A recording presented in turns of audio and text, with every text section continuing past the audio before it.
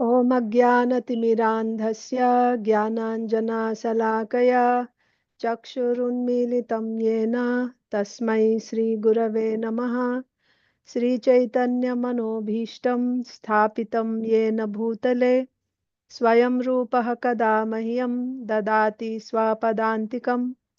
वन्देऽहं श्रीगुरो श्रीयुतापदकमलं श्रीगुरून् वैष्णवांश्च श्रीरूपं साग्रजातं सहगणरघुनाथान्वितं तं सजीवं साद्वैतं सावधूतं परिजनसहितं कृष्णचैतन्यदेवं श्रीराधा कृष्णपादान् सहगणललिता श्रीविशाखान्वितांश्च नमो ॐ विष्णुपादाय कृष्णप्रेष्ठाय भूतले श्रीमते भक्तिवेदान्ता स्वामिन्निति नामिने नमस्ते सारस्वते देवे गौरवाणी प्रचारिणे निर्विशेषा शून्यवादी पाश्चात्यदेशतारिणे वाञ्छाकल्पतरुभ्यश्च कृपा सिन्धुभ्य एव च पतितानां पावनेभ्यो वैष्णवेभ्यो नमो नमः। जय श्री कृष्ण चैतन्य प्रभु नित्यानंद श्री अद्वैता गदाधर श्रीवासादि गौर भक्त वृंदा। हरे कृष्णा कृष्णा कृष्णा हरे हरे, हरे Ram Ram Ram Hare Hare. Hare Krishna, dear devotees, welcome to today's today is the 8th session of Shastra Pramana course for ladies. In yesterday's discussion, we discussed, we finally came to the conclusion that only a non-defective Shabda Praman, can give us yathartha jnanam all the time. It is this non-defective Shabda Praman, which is our ultimate Pramana, hmm, which can give us only yathartha jnanam and which is independent and which can correct other Pramanas. We also saw that if somebody has only Pratyaksha and Anumana Pramanas, then the best that we can expect from them in their dealings is pravritti and nivritti, accepting that which is desirable for the senses and rejecting that which is not pleasing to the senses. That's all. You cannot expect civilized behavior from uh, having simply pratyaksha and anumana pramana. Unless you have non-defective shabda pramana, which comes to us in the form of statements, instructions from elders, from parents, from teachers. Hmm? Unless this Shabda Pramana is there, you cannot expect uh, civilized behavior. And then what to speak of knowing what is the goal of life, right? Who is the Supreme Lord? No way, you cannot. We also saw that animals, even if they come in touch with non-defective Shabda Pramana, still they are not capable of Shabda Bodha because their intelligence is not so well developed. They cannot grasp the meanings. Even after hearing Shabda Pramana, they will not be able to get knowledge from that.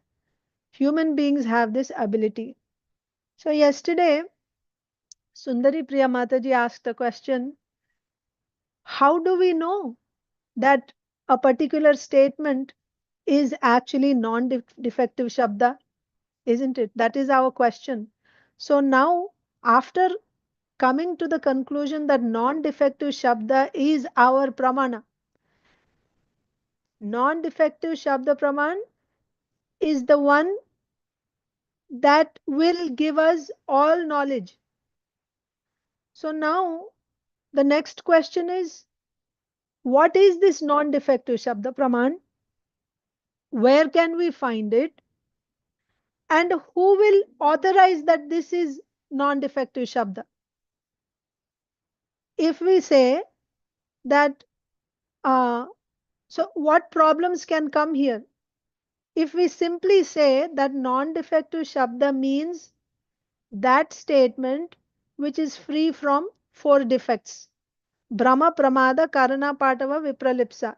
Any statement which is free from these four defects is called a non-defective Shabda Pramana. If you say like this, then what problems will come? What problems will come? People will give their statements and they will claim that their statement is non-defective Shabda. Somebody has to authorize it, isn't it?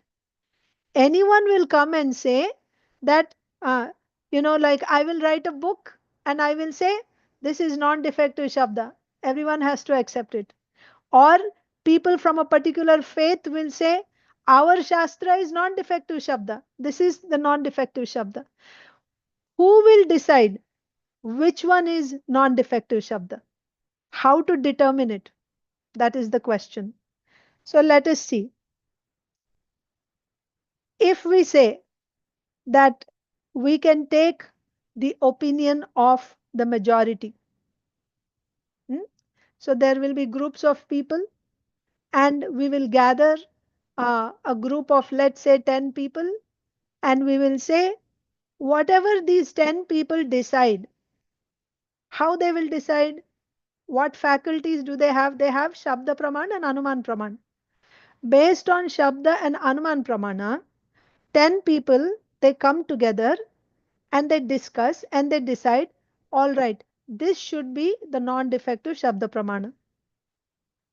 can we select non-defective Shabda Pramana in this way? Is it okay to arrive at notes, Mataji? Revati Mataji, you're saying notes? You want me to write, huh? You're saying right? Okay. All right. Okay, okay. Sure, sure, sure. Hare Krishna. I'll do that. Share. It's better, right?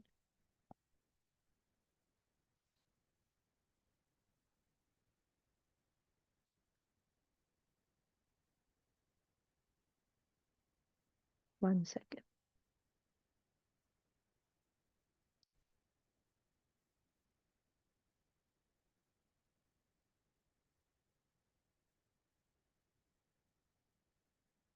I will draw for you. Easier to understand.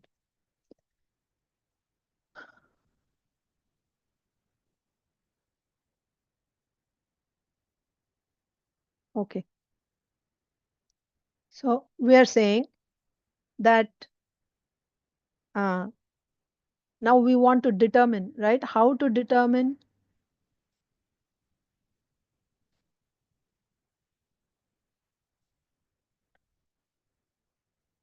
the non-defective Shabda Praman. Okay. So if we say that we will gather, so there's a group here. Okay.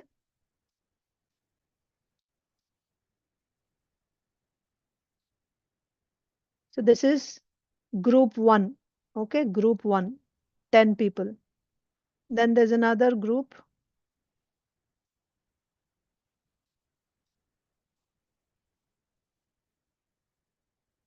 second group. Then there's a third group like this.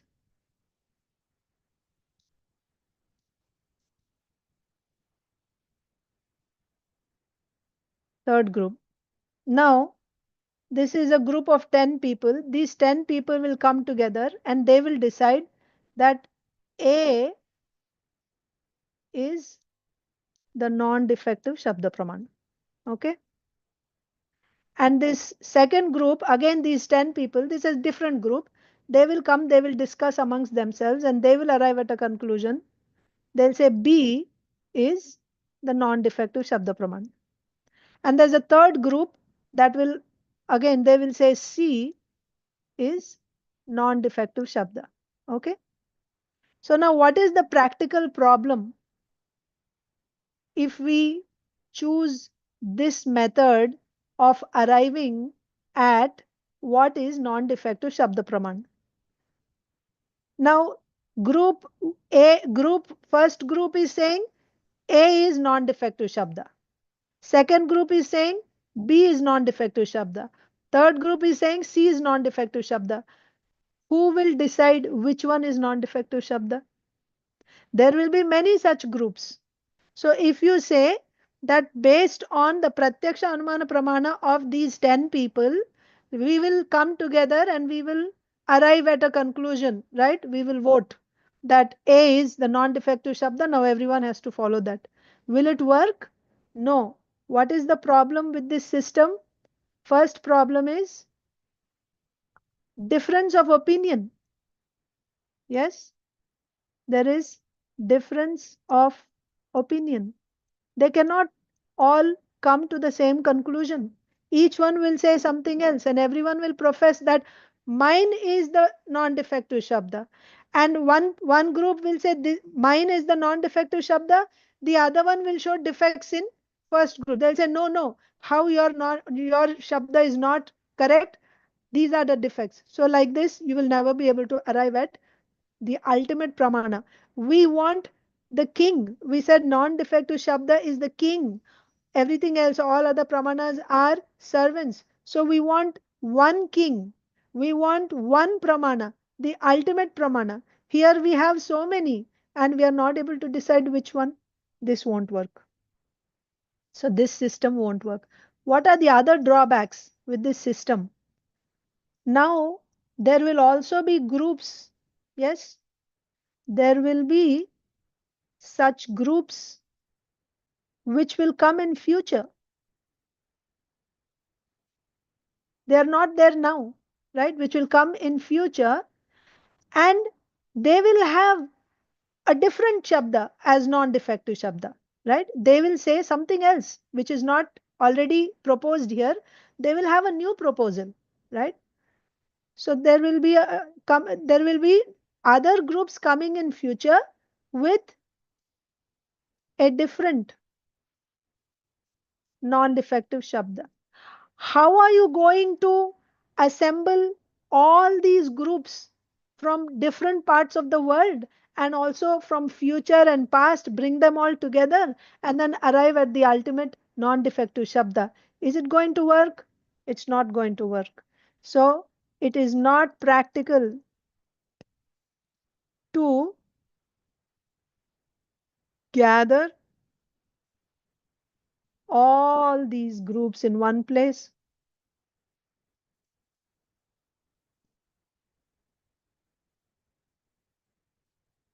Right? Because there's also time difference, past, future. So it's not possible. And place also.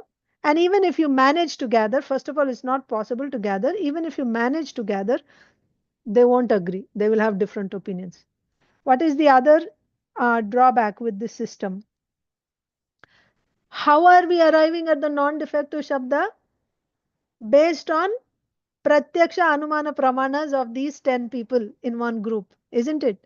So Pratyaksha Anumana Pramanas, based on Pratyaksha Anumana Pramanas, you are deciding what is non-defective Shabda. That means what?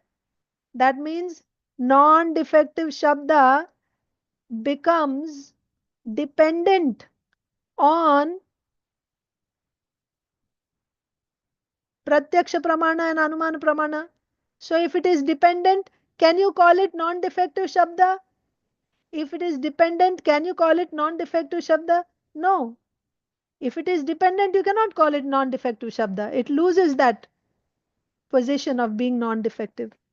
And finally, because because you're arriving at this non-defective Shabda based on Pratyaksha Anumana Pramana, what do Pratyaksha Anumana Pramanas have? Pratyaksha and Anumana Pramanas have the 4 defects. Then these defects will also reflect in the so-called non-defective shabda which they are proposing. That means it's not non-defective anymore. It becomes defective because it's rooted in Anumana Pratyaksha Pramanas. They have defects. This non-defective shabda will also have defects. For all these reasons, we cannot accept. Yes, for all these reasons, we cannot accept the opinion of a group of people or different groups of people to arrive at uh, our ultimate pramana, non-defective shabda pramana. Okay, so these are the reasons why we cannot accept the opinion of various people or groups of people. Now, our problem is still existing. What's our problem?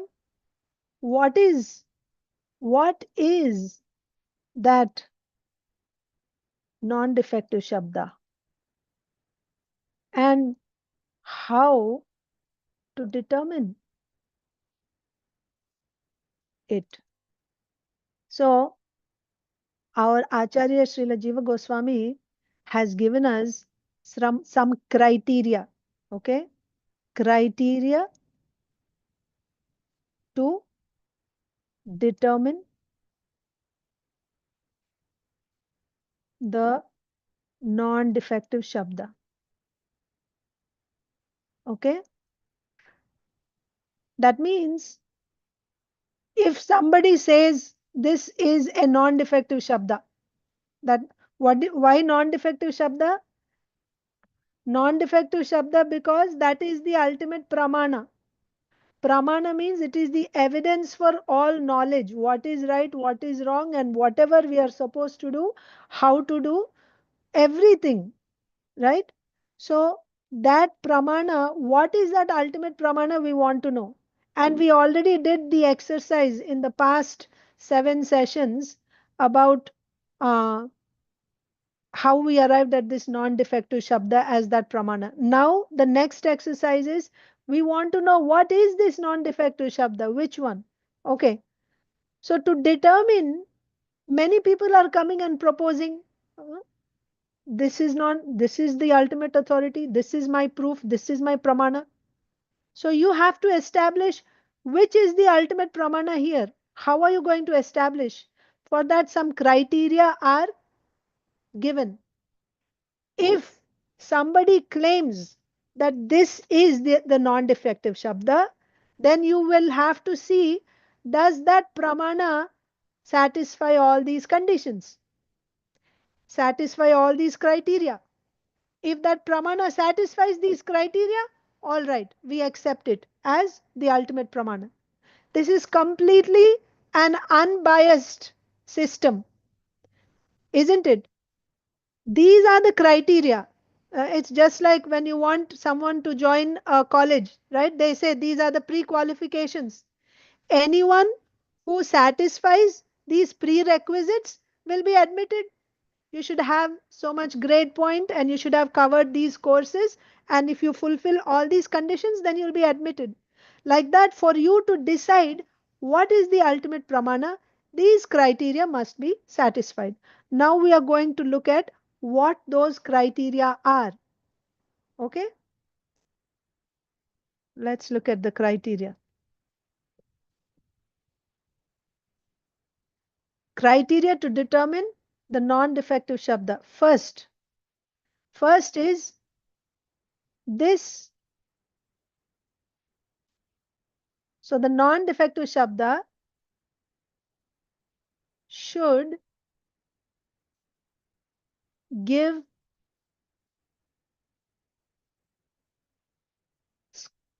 knowledge or scholarship, right?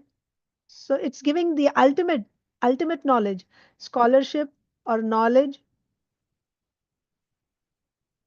to all types of people,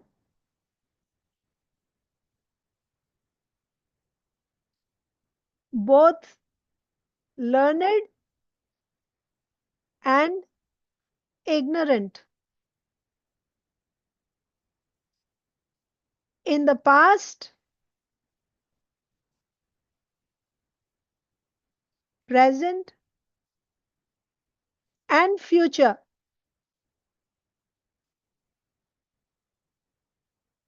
in every place or in all parts of the world or creation, in all parts of this universe, right? It should give knowledge to everyone.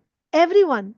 It is not that this non-defective Shabda will give knowledge only to one group of people, to, my community or my religious faith. No, no.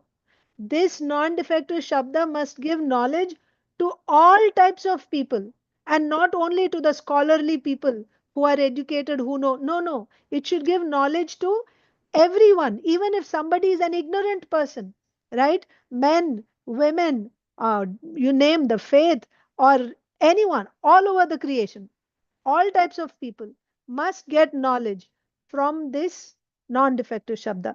First criterion. Second one, non-defective Shabda should give scholarship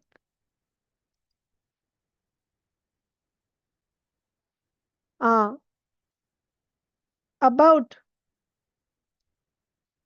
or should give all types of knowledge. Okay, should give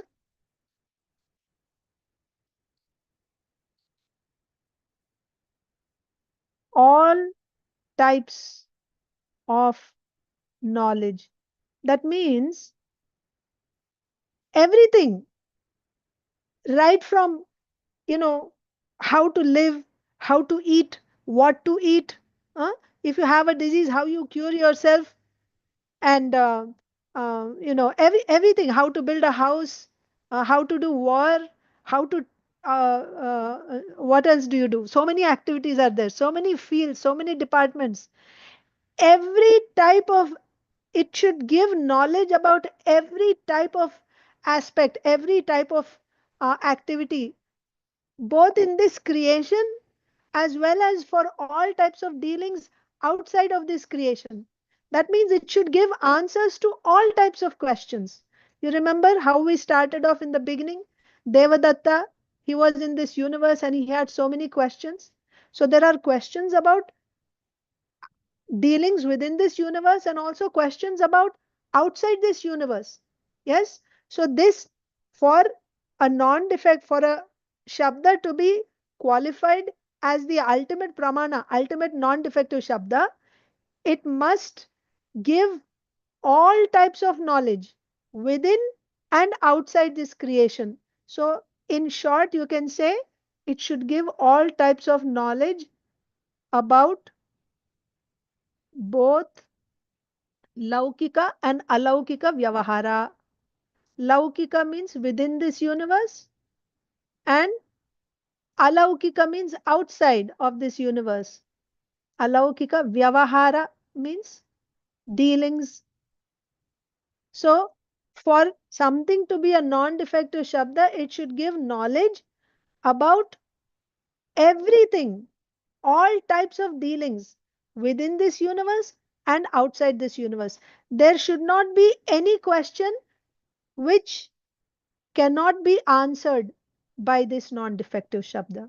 Only then that will be the ultimate pramana. Any type of question, it should have an answer. Okay? That's the second condition, second criterion.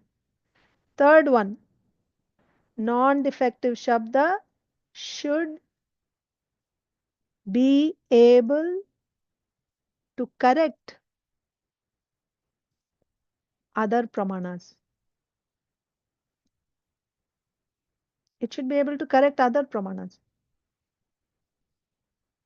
What are the other pramanas? We said pratyaksha pramana, anumana pramana, and also defective shabda pramana.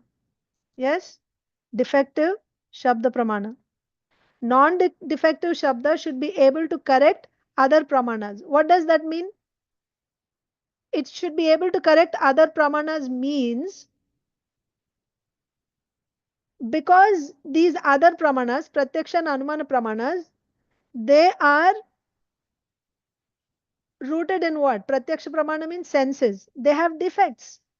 Because of having defects, they are not always giving us yathartha jnanam. Sometimes they give yathartha, sometimes ayathartha. When they don't give yathartha jnanam, then this non-defective shabda should be the whistleblower, right? Immediately corrected. No, what you're saying is wrong, right? So the non-defective shabda should be able to correct the other pramanas. Whenever they give ayathartha jnanam, this non-defective shabda should be able to correct. Okay. One more.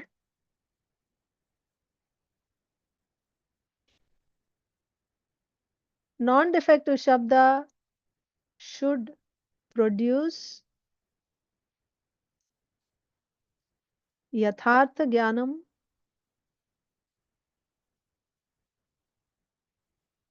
independently. It's actually related to the previous one, but it must be mentioned. Okay. It should produce knowledge independently. Independently.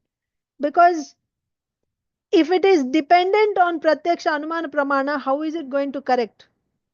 It won't be able to correct them. Just like we said, if 10 people come together and they decide, if 10 people come together and they decide this is non-defective shabda, that means that non-defective shabda is depending on pratyaksha anumana praman. If it is caused by pratyaksha anumana praman, how it will be able to correct pratyaksha anumana praman when they are giving wrong knowledge? It cannot. If it is dependent, it won't be able to correct. So it has to be independent, right? Independently, it should give. Next is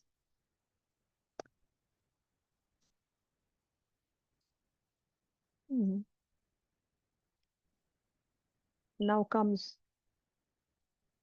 it should be non-defective shabda should be anadi, anadi siddham. So if it is anadi, anadi means what? Anadi means beginningless.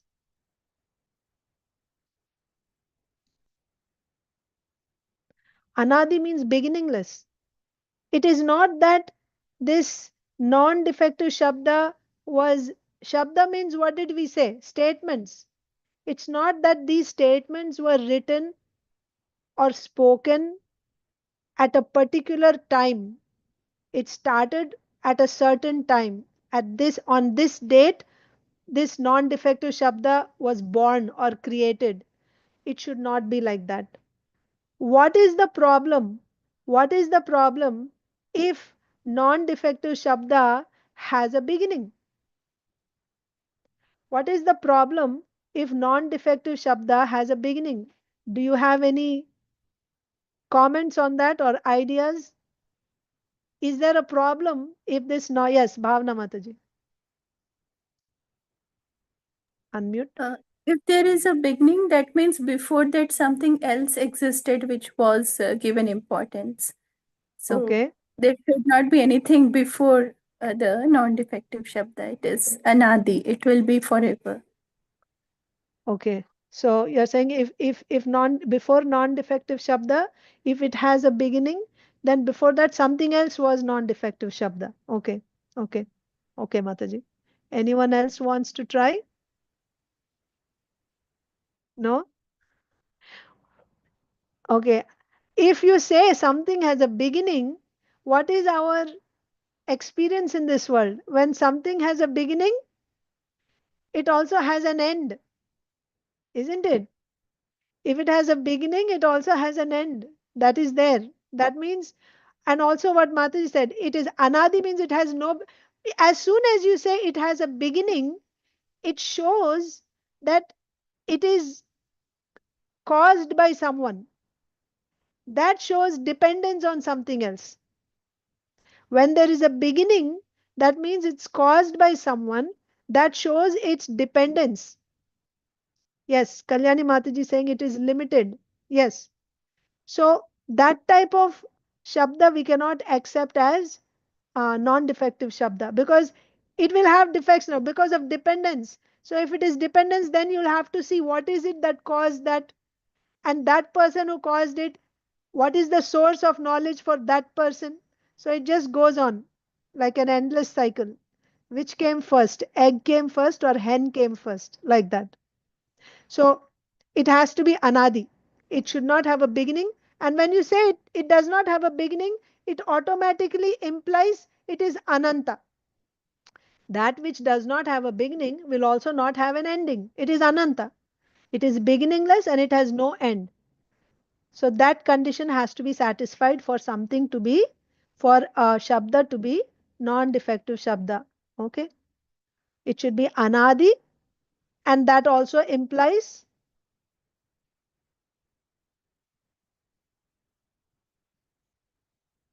that it is ananta, means there's no end. Okay. And finally, there's one more point. Uh, non-defective shabda is swayam siddham. Swayam siddham. Swayam siddham means it is independent, of course. It is independent. Also, also, it is self-evident. That means it does not need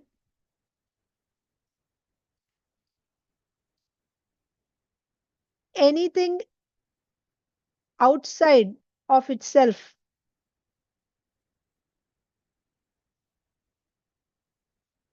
to validate it. It proves itself. Non-defective shabda it proves its authenticity. Non-defective Shabda itself proves. It does not need the certification of someone else that this is non-defective Shabda. It should be able to prove itself. Swayam siddham. It is self-evident. And it is the root of all paramparas. That means all paramparas, right? Everyone must accept this. Past, present, future, anywhere, all paramparas must accept the authority of this non-defective Shabda. It is not that only a certain group of people accept. It is the root, right? That means the knowledge of all these paramparas is coming from this only. It is the root of all paramparas, and it should contain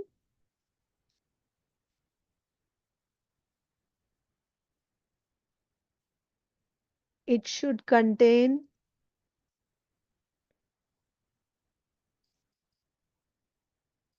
all mahavakyas. Mahavakyas. What is a mahavakya?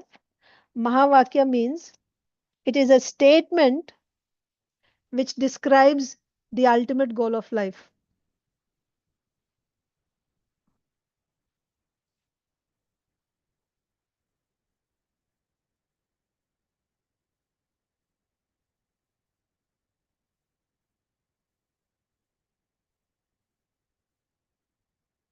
Okay.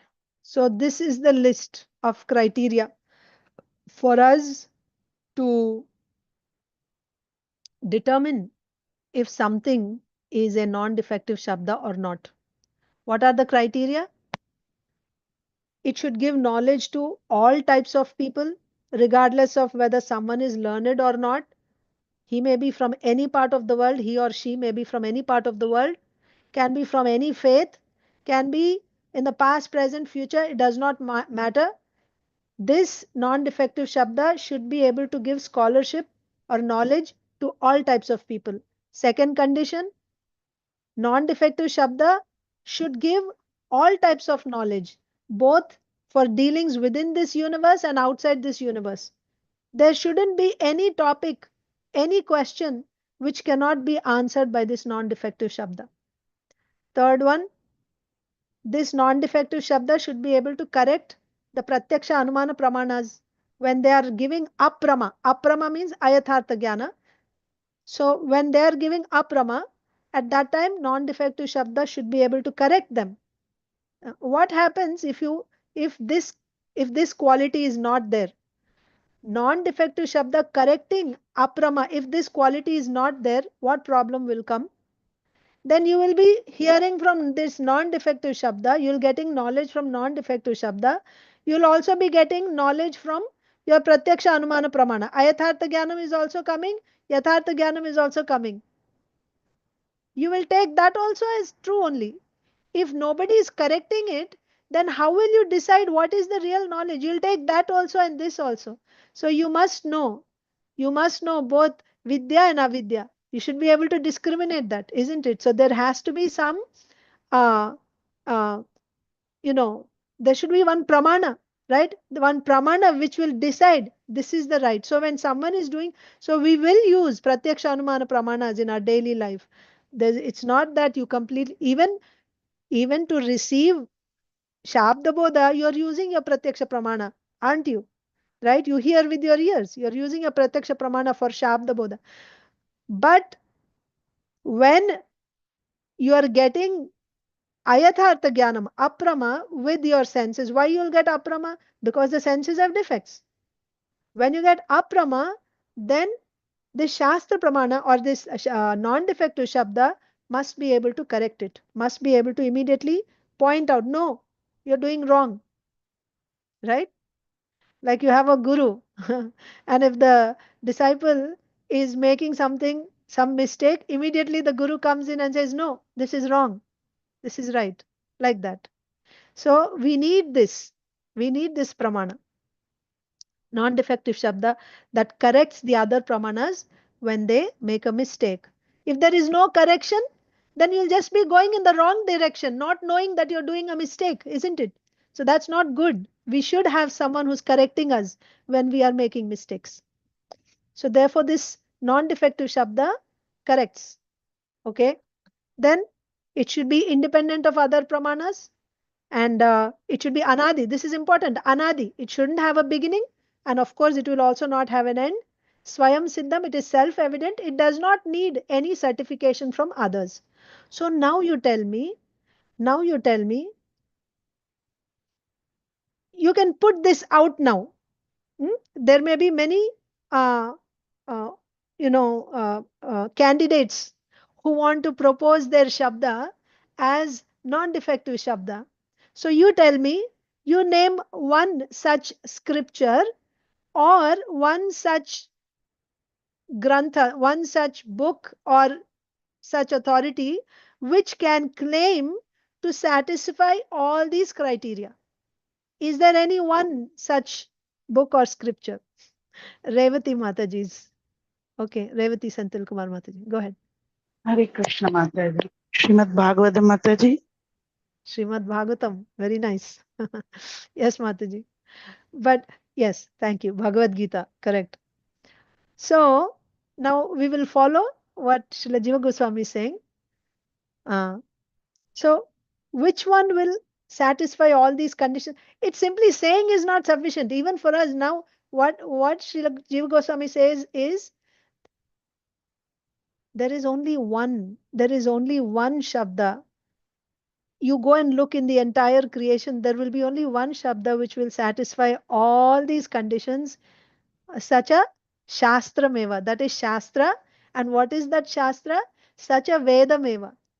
Such a Shastra meva, such a Veda meva. The one non-defective shabda which will satisfy all these criteria is Shastra.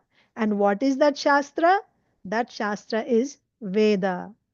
Vedas actually satisfy all these criteria. Now, simply saying is not sufficient. We have to prove also.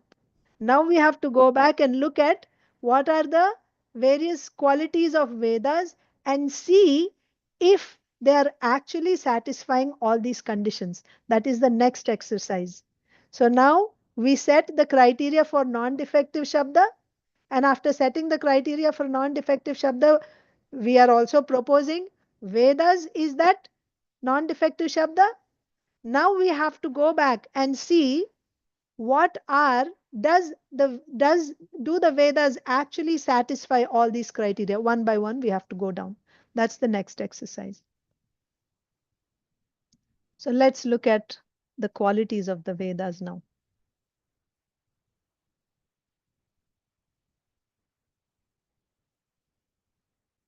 Because if you simply say, it won't be accepted. You'll have to show. Okay. So what is that Veda? Such a Shastra meva. Such a Veda meva. That means that non-defective Shabda is the Veda. Okay. Now, let's look at the qualities of Vedas. Okay. What are the qualities of the Vedas? First one, I'll just list them for you first.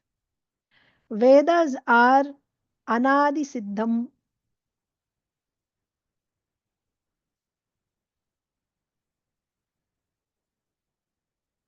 Anadi siddham. Okay.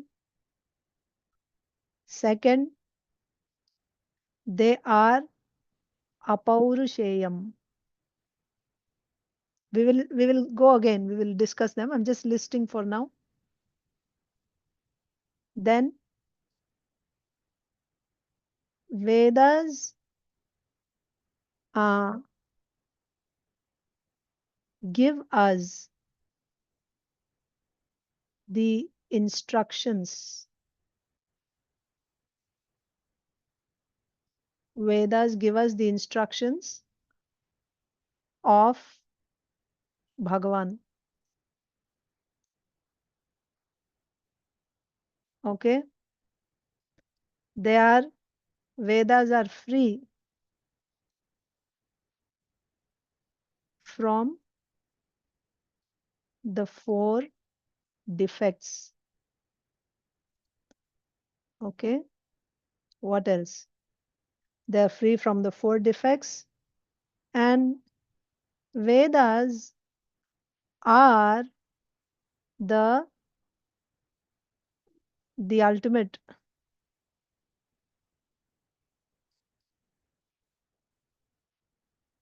non-defective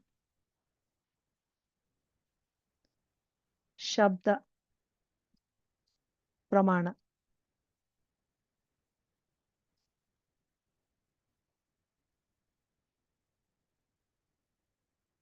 Pramana. What else?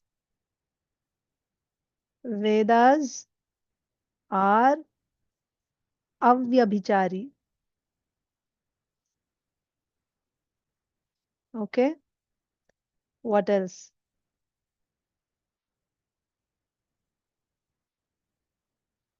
Vedas are swayam siddham.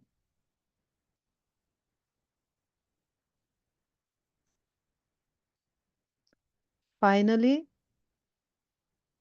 Vedas can be accepted by someone only by the mercy of the Vedas, or you can say by the mercy of the Lord. Okay? I'm just giving you an outline of the direction in which we are going, and then we will discuss. Okay? So also we will see after this. So these are all the qualities of the Vedas. Then after this, what we will see is some people, some unfortunate people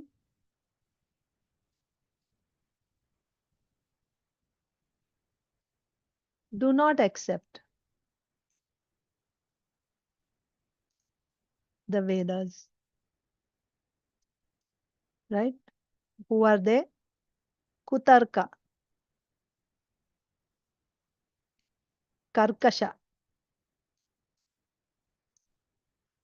Mudha. These type of people, they don't accept the Vedas. Hmm? And we will also see, if time permits today, I'll just write it here. If we have time, we will discuss. And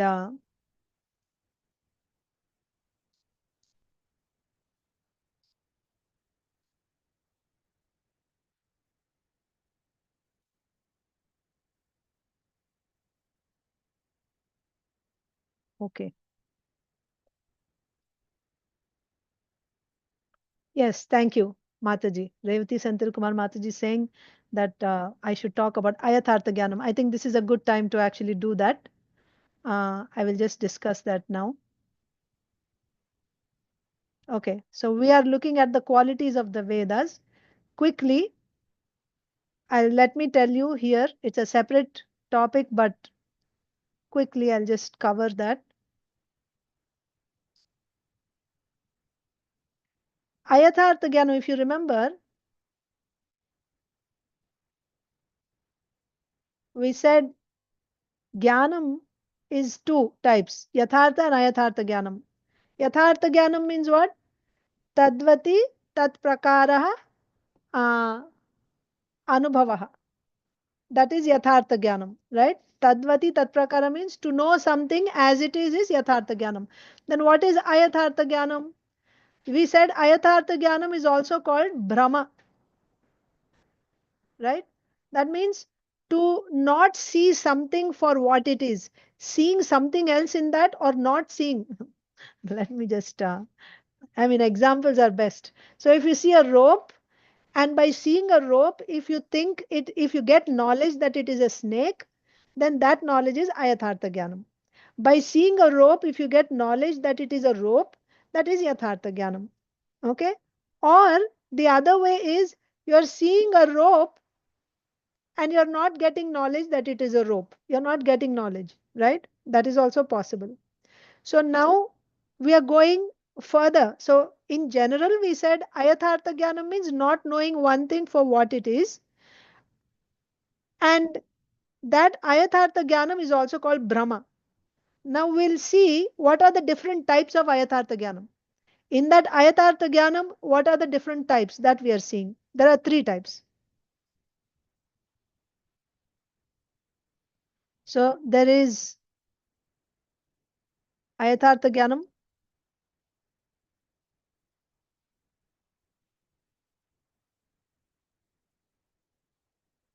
One is samshaya. Samshaya. Second is viparyaya. And the third one is samshaya, viparya, and tarka. What is samshaya? Samshaya means doubt. Okay. So example of samshaya would be, so in the evening, you are seeing a pole at a distance and you're not sure if it is a pole or if it is a woman, a person, right? Is it a pole or is it a person? You're not able to make out. So your pratyaksha pramana, your eyes are giving you ayathartha jnanam. What is that ayathartha jnanam? Here, it's doubt. You're not able to tell what it is. You're not certain, right? You're not able to tell certainly whether it is a pole or whether it is a person. This doubt is called samshaya. This is one type of ayathartha jnanam. Okay, samshaya. So, example I will say, not uh, uh, being able to discriminate between a pole and a person in the dark. Okay, that's an example. This is samshaya. Then what is viparyaya? Viparyaya means you are accepting the opposite to be real, right?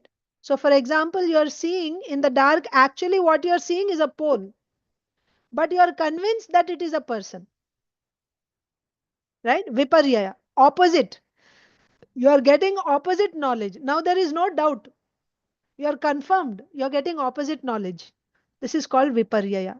Just like yesterday, we were discussing in that anumana pramanam, relation between anumana pramanam and non-defective shabda. We said Devadatta, he saw and he thought on hill one, first he thought there is fire. Fact is there is no fire. But by his anumana pramanam, he got knowledge that there is fire. In reality, there is no fire, but he got knowledge there is fire. This is called viparya, opposite knowledge, right? Getting opposite knowledge, that is called viparyaya. Then,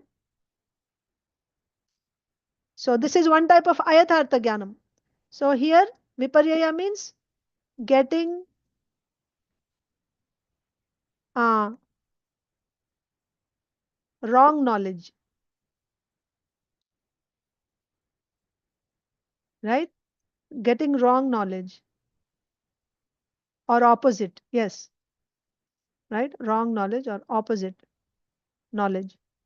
That means that which is not there, right? You're confirmed. The opposite is true, you're confirmed.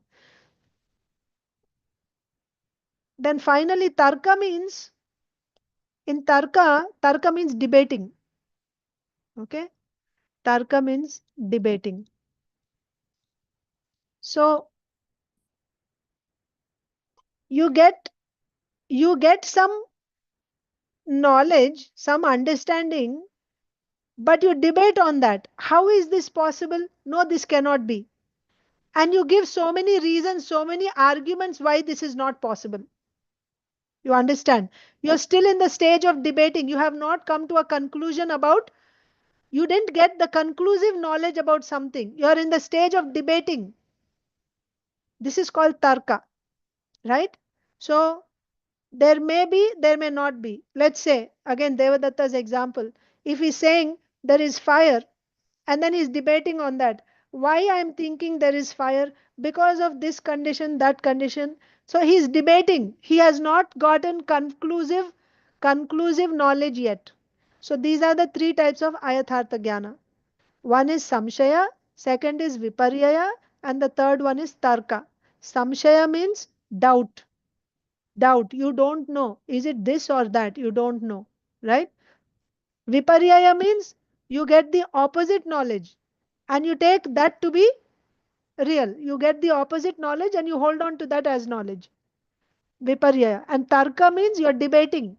You're debating about something. You have not gotten conclusive knowledge yet. These are the three types of ayathartha jnanam. How is this knowledge of ayathartha jnanam important to us, aspiring devotees? Now we have these ayathartha jnanam in our hearts, in our consciousness. Yes, we have doubts about who is the Supreme Lord, right? Or we have, you know, opposite ideas. Why only Krishna is the Supreme Lord? The other person is the Lord Shiva is the Supreme. Or you are in the stage of debating. So, in other words, these are also called asambhavana and viparita bhavana. Asambhavana means impossible, asambhav. This is not possible. What is said by Shastra, it is not possible. Viparita bhavana means whatever is said by Shastra, you have opposite idea. No, no, it's not like this, it is like that.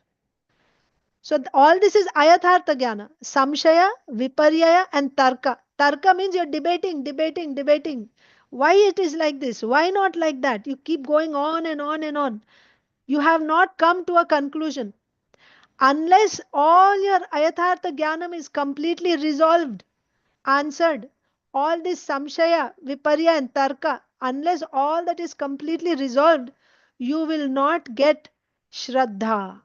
You will not get dridha shraddha in Krishna. You will not get dridha shraddha in bhakti. Until unless you get shraddha, dridha shraddha, you will not surrender to Krishna. Sarvadharman parityajya mamekam sharanam vraja. Krishna is saying. That will come when all these samshaya, viparyaya and tarka, they are removed from the heart. Then you will get dridha shraddha. By dridha shraddha, you can do sharanagati. You can surrender to the Lord. When you surrender to the Lord, that's when you will do Shuddha Bhakti, pure devotional service, like that. So that is why Ayathartha Jnanam, we need to know also what is this Ayathartha Jnanam and how we can relieve all these doubts in our heart by hearing non-defective Shabda. We have to hear, isn't it? What did we hear yesterday? By our Anumana Pratyaksha Pramana, are you able to get real knowledge? No, especially about Alaukika Vastu. Alaukika Vastu, about the Supreme Lord, about the living entity, Jivatma, about the goal of life. You cannot get all this knowledge from your science books and social studies books and history books. This is not possible. This knowledge can only be gotten from non-defective Shabda. We are now in the initial stages. We are only reading about Vedas, right? So ultimately, uh, we are not going to cover all that in this course, but this is taken. We are only doing the first three anuchedas from Sarva Samvadini of Srila Jiva Goswami's Tattva Sandarbha. But in Tattva Sandarbha, systematically, Srila Jiva Goswami establishes the ultimate pramana to be Srimad Bhagavatam. So if you hear again and again from Shastra like this, from this pramana, what will happen? And also, it has to be done in the association of devotees. That is also there. Simply hearing from Shastra, so many people will approach Shastra. It doesn't mean that you have a PhD in Shastra means now you're automatically a pure devotee. Not necessarily. Actually, it begins with the mercy of a devotee. By the mercy of a devotee, and mercy comes in what way? By the mercy of a devotee, now you'll start hearing about Shastra. You'll be hearing from Shastra in the association of devotees. By that, all your uh, doubts in the heart, right? Samshaya, Viparyaya, and Tarka, they will all be relieved. Then you will come to Dhrida Shraddha. Then you will surrender to the Lord. Then you will do pure devotional service. So this is the link for us. Why we are doing this course, right? To get that, this is Shastra Pramana. For us to get Dhrida Shraddha and become pure devotees, enter into pure devotional service, we have to hear from Shastra. And Shastra also, which Shastra we have to hear? Not able to apply without devotees association. Yes, Mataji, Kalyani Mataji, that's true. We need devotee association. Yes. So like that. So that was about these three. Ayathartha Jnana. Now let's continue with our discussion. We still have about half an hour left. So this was an additional point away from what we were discussing. Okay, now getting back to our Vedas, we saw the qualities of the Vedas. Now we have to discuss these one by one. What do you mean by anadi siddham? Anadi. Anadi means what? Anadi means beginningless. Beginningless. Okay. So now I'm going down the list of the qualities of Vedas one by one. First is I'm saying Vedas are anadi siddham.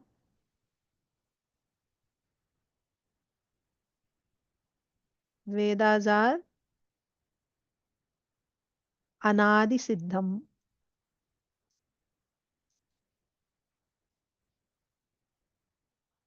What is anadi? Adi means beginning. Anadi means that which has no beginning. Beginningless. Beginningless. Anadi means beginningless. That which has no beginning. So Vedas have no beginning. How do you understand? Vedas have no beginning, then where are the Vedas coming from? Right? What is their existence? How do we understand that which is anadi? So, you see, Jivatma means the living entities, right? The Jivatma, is Jivatma anadi? Is Jivatma anadi? Is Bhagavan anadi?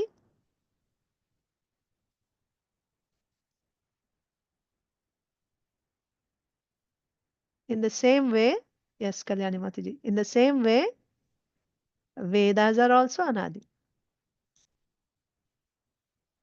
That means you cannot trace out. Anadi means you cannot trace a beginning date. You cannot trace a beginning date for all these. Can you say what is the beginning of Bhagavan? What is the beginning date for Bhagavan? What is his, the date when, since when his existence started? We cannot say. Can we say like that about yes? Can we say like that about the living entities? There's a beginning date for living entities? No. The living entity, so the Lord is Anadi, his Shaktis are also Anadi. The living entities are his Tatastha Shakti. Similarly, the Vedas are also the Lord's Shakti. The Lord is Shaktiman. Shaktiman means one who possesses so many Shaktis. He is existing Anadi. There's no beginning for him. In the same way, all his Shaktis are also existing with him since Anadi. There is no beginning. So the Veda is a Shakti of Bhagavan. The way the living entity is a Shakti of Bhagavan, the Vedas are also Shakti of Bhagavan. They are existing since Anadi, no beginning. Still, then How are we getting this? When did we get in touch with Veda? How are they coming to us? You may still get a question. How the Vedas are coming to us? So let's look at that now. So you all are familiar with creation, how creation takes place. We'll take a different color. This one. Okay. So here, this is Karanarnavashai Vishnu. Okay. Lord Bhagavan Karanarnavashai Vishnu. He's glancing on Prakriti.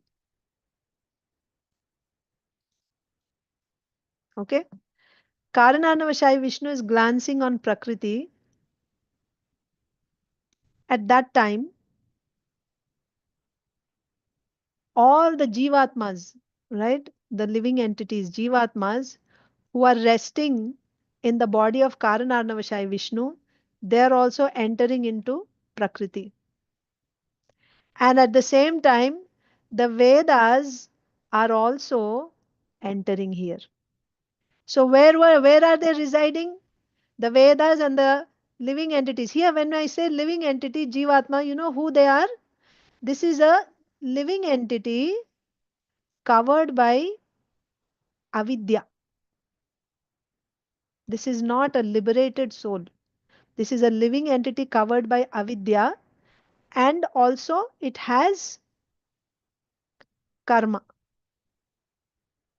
So all these jivatmas are living entities that are covered by avidya, means ignorance, and also karma.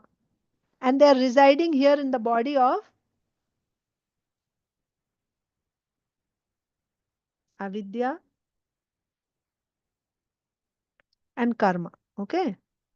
So these living entities are residing in the body of Karanodakshai Vishnu, and Karanodakshai Vishnu is in no yoga nidra, right? And then when he opens his eyes, then by his glance, he's looking at Prakriti, and also you hear descriptions that he's breathing, right? Ah. Let me complete this description and then we will take questions about this. Yes, Vatsala Mataji, I'll take questions after this. So, the living entities, so the Lord is also breathing. So we find statements in the Vedas saying that when when Karanodakashai Vishnu exhales, right, by his breathing, when he exhales, the Vedas become manifest. Okay, they become manifest, they come out.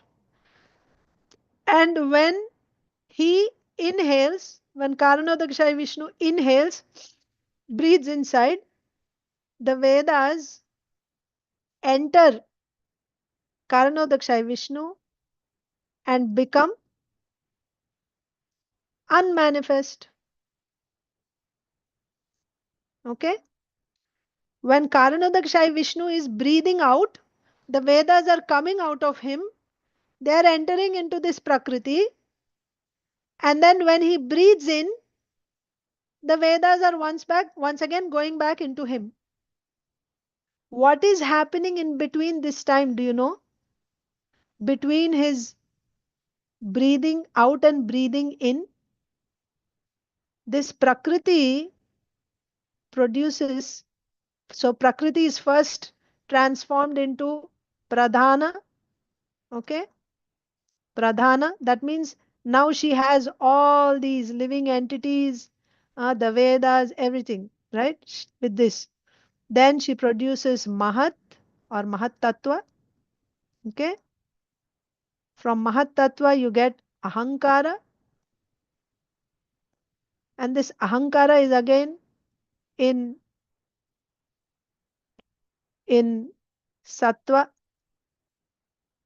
rajas, tamas. That means false ego in goodness, passion, and ignorance. Then from those, from false ego in goodness, I'm not able to show it fully here. Okay. So then from false ego in goodness, you get mind, then you get controlling deities. Okay, Indriya Adhisthana Devata, controlling deities. Then false ego in passion produces intelligence and senses. And false ego in tamoguna, in ignorance, produces the gross elements and the subtle elements. So totally, all these are 23 elements. All these matlab these and here ahankara, mahat, totally you have 23 elements. Okay, 23 elements are produced. Then from these 23 elements, they form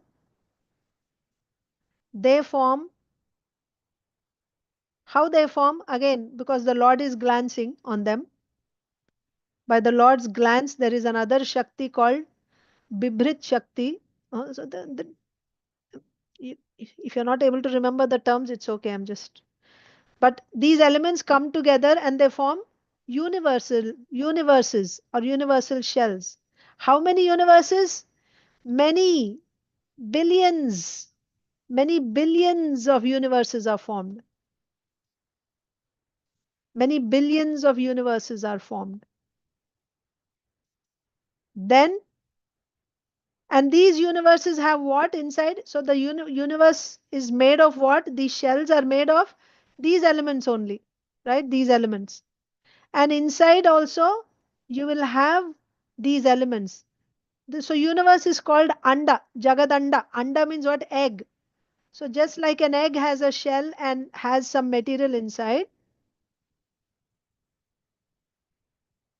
Acha, Kusuma Mataji is saying, please repeat what happens between inhale and exhale. This is what is happening, Mataji. Between inhale and exhale only I'm telling. All this is still after the Lord exhales. This is what is happening. He didn't inhale yet. All this is happening after he exhaled. See, it started here. Okay, it started here. Karanodakshai Vishnu. You are seeing my cursor, right? Everyone seeing my cursor? So Karanodakshai Vishnu glanced on Prakriti. This is Prakriti. This is Prakriti. Karanodakshai Vishnu glanced on Prakriti. When he glanced, the Vedas are also entering. All the living entities covered by avidya and karma, they have entered into Prakriti. Now Prakriti, after receiving these, she is transformed into Pradhana. Then she gives birth to Mahat Tattva. Mahat Tattva then produces Ahankara. Ahankara in the mode of goodness. So actually what happens when Karnodakshaya Vishnu glances on Prakriti is, before Prakriti was in an equilibrium state. So the three modes were in equilibrium. When the Lord glanced, then they lost their equilibrium. They were agitated. So that is why now you see the modes goodness, passion, and ignorance, right? They were there in equilibrium before. After the Lord glanced, now they are out of their equilibrium. That is why, because of that agitation, creation is set into motion. Huh? So Pradhana, then Mahat, Ahankara, then Ahankara in goodness produces these things, mind and controlling deities. Ahankara in passion produces intelligence and senses. Ahankara in Tamoguna produces gross elements and subtle elements. Totally 23 elements are produced. These 23 elements come together. Again, by the Lord's energy, they are able to come together. And then they form these various universes. Okay? And the universes also many. And these universes, each universe has inside these 23 elements also. Okay? Now we will zoom into one universe and see what's happening inside one universe.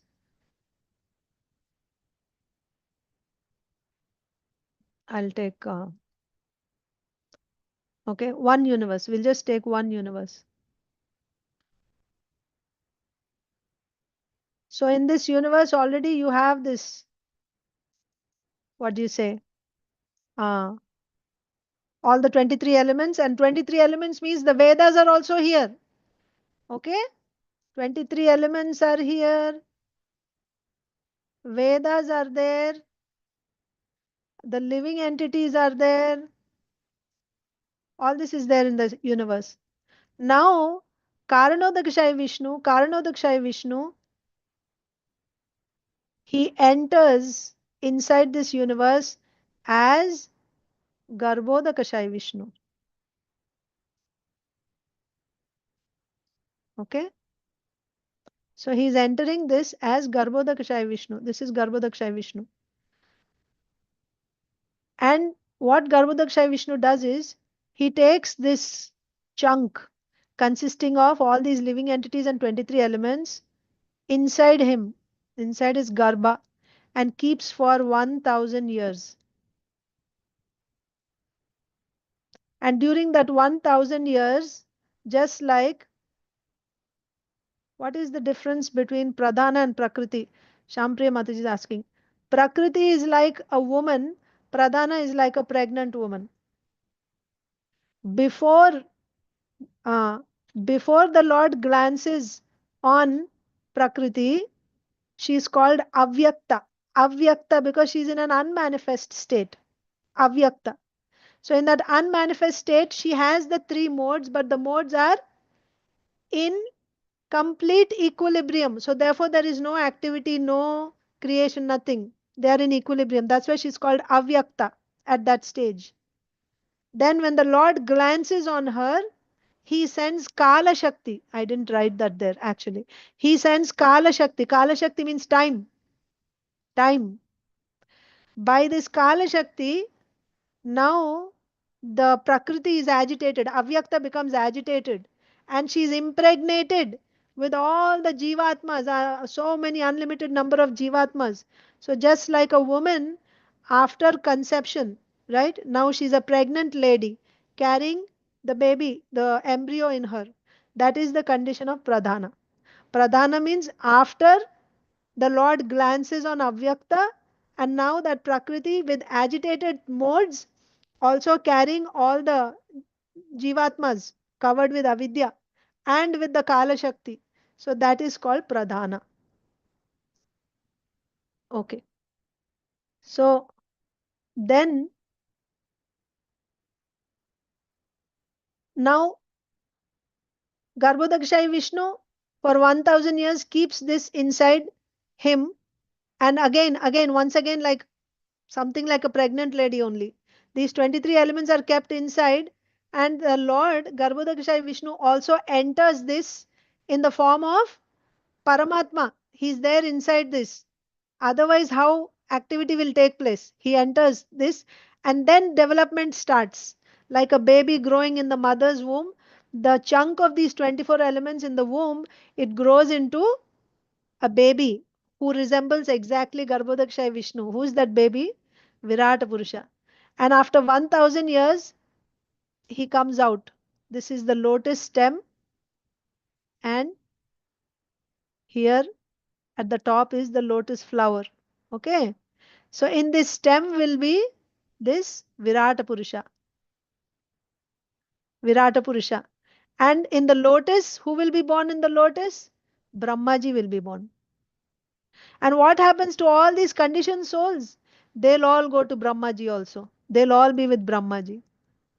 Okay? This is what is happening. Now, this Brahmaji lives for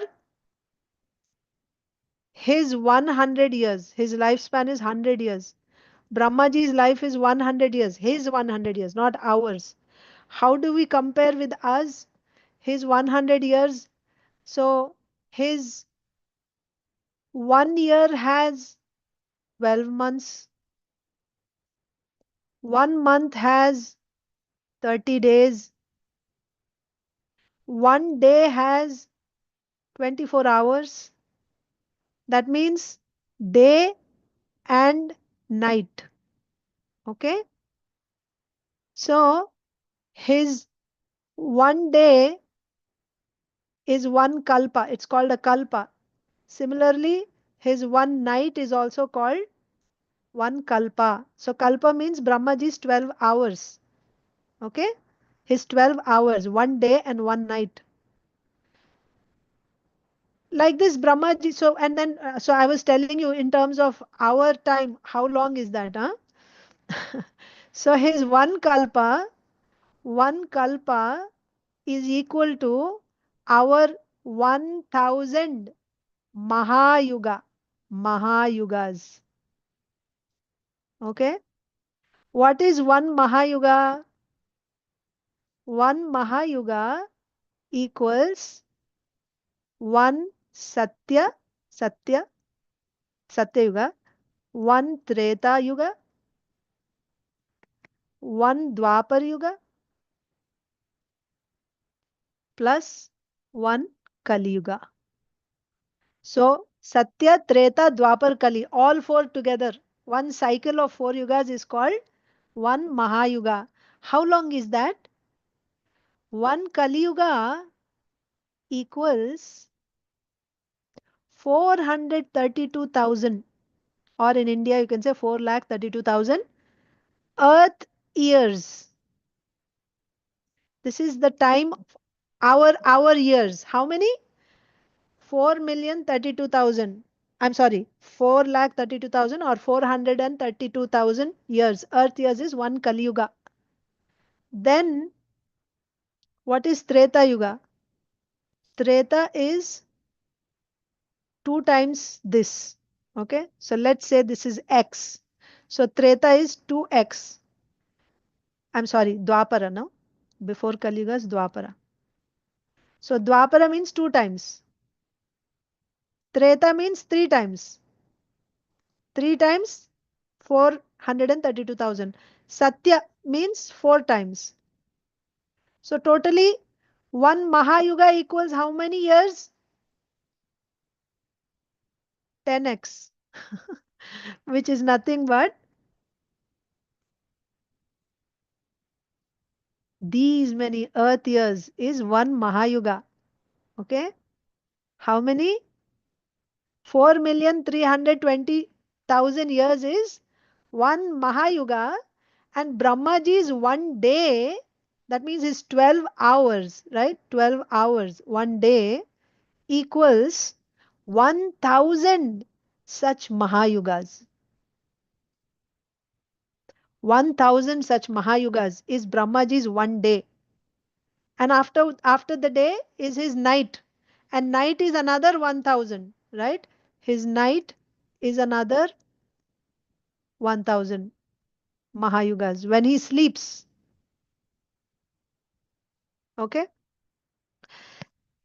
Like this, Brahmaji lives for 100 of his years. This is his one day, and he has 30 days in 1 month. Okay? He has 30 days in 1 month, and he has 12 months in 1 year, and he lives 100 such years. This is Brahmaji's life. And Karanodakashayi Vishnu, when he exhales, first, the Vedas come out, right? Vedas, Kala Shakti, the living entities, they all come and enter Prakriti, and Prakriti creation is set into motion. I showed you how all the 23 elements are formed, the universes are formed. The Karanodakashayi Vishnu now enters the universe in the form of Garbhodakashayi Vishnu, and he is there for 1,000 years with these elements inside his belly, and then after 1,000 years Virata Purusha comes out, and on top is the lotus. On the lotus is Brahmaji with all these living entities, and Brahmaji lives for 100 years. What happens after 100 years of Brahmaji? After 100 years of Brahmaji, now Karanodakashayi Vishnu is inhaling. His one breath is one lifetime of Brahmaji. His 100 years, all these. Brahmaji's life itself is fantastic. Huh? 12 hours is 1,000 Mahayugas. Unimaginable. And that Brahmaji's 100 years is just one breath of Karanodakashayi Vishnu. So when Karanodakashayi Vishnu exhales, the Vedas come and then they're there in the form of Shabda. Shabda. Okay? This is not the material Shabda. Material Shabda, we said 5 gross elements coming from false ego and ignorance, right? What are the 5? I'm sorry, 5 subtle elements. There is sound, taste, form. These are 5 subtle elements. Vedas is not this Shabda. Vedas is the Lord's energy. It is transcendental, aprakrita. It is not material. Vedas are not created after creation. They were there even before creation. When the Lord glanced, the Vedas came and entered. The Vedas manifested. They are not created at any point. They are simply manifested. They enter into Prakriti, isn't it?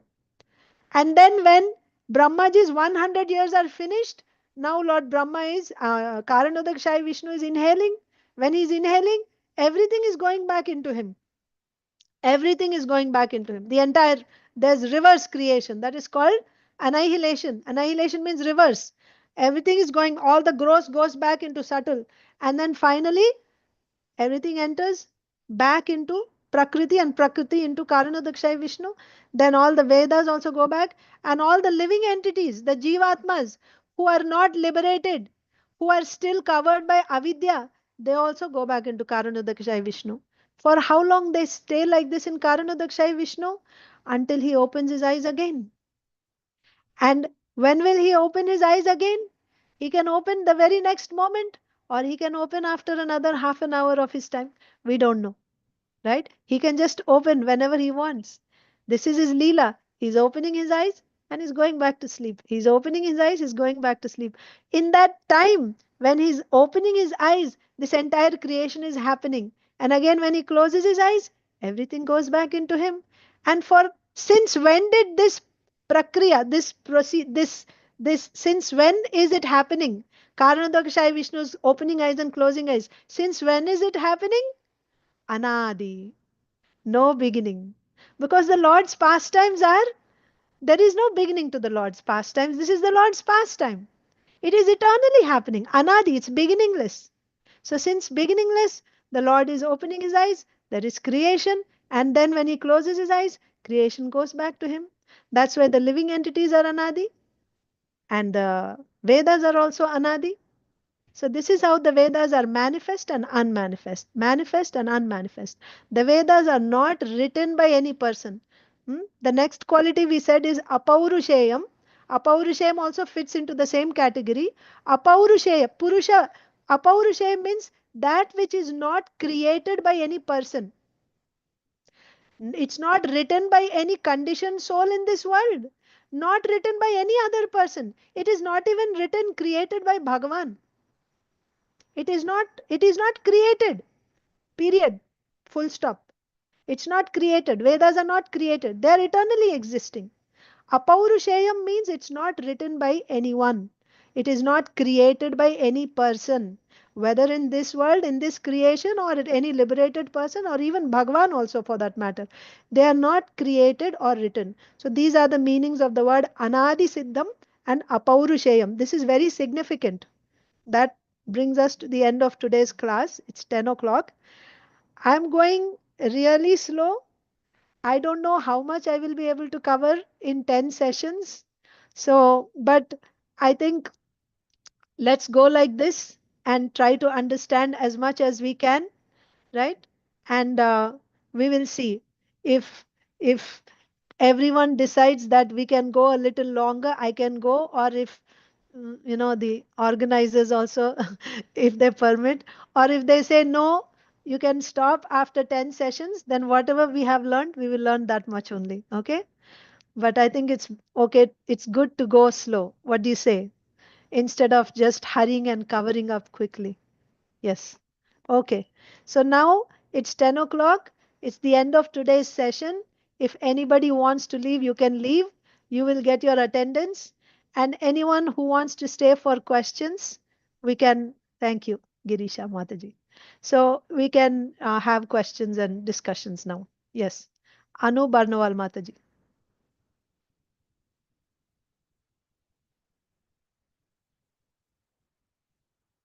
I'm not able to hear you, Mataji. I unmuted you. You raise your hand again. I don't see you now. Raise your electronic hand. Anu Barnwal, Mataji. Okay, meanwhile, I'll take Tamil Selvi, Mataji.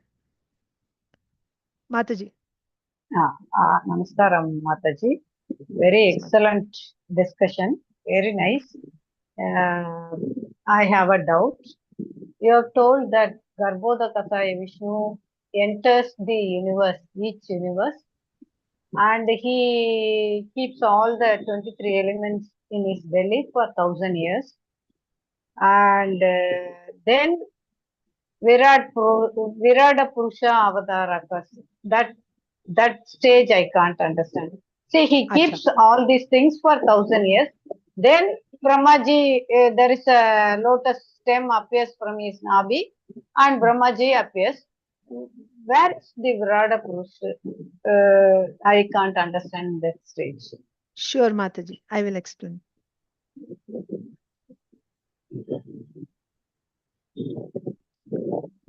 Okay. So,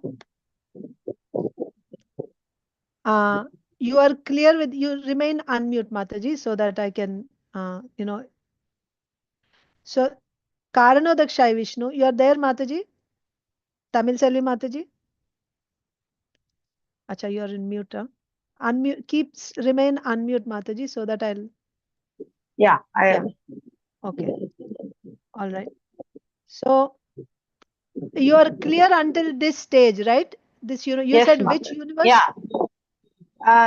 Each universe he enters as a Garbhodakasaya Vishnu.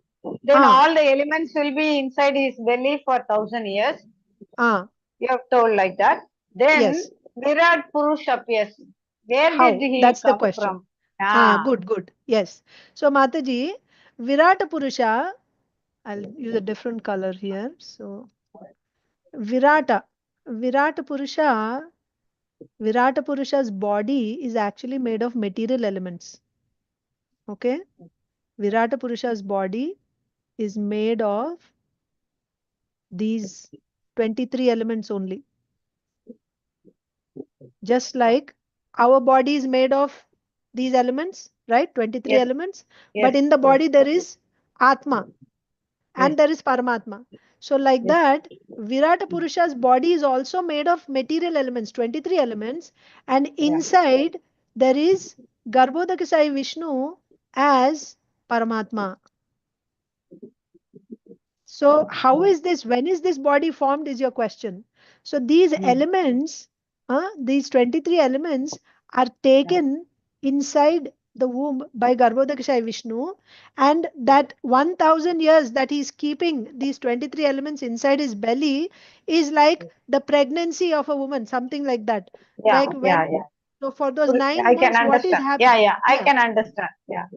So the development of Virata Purusha happens inside the belly of Garbhodakasaya Vishnu. Okay.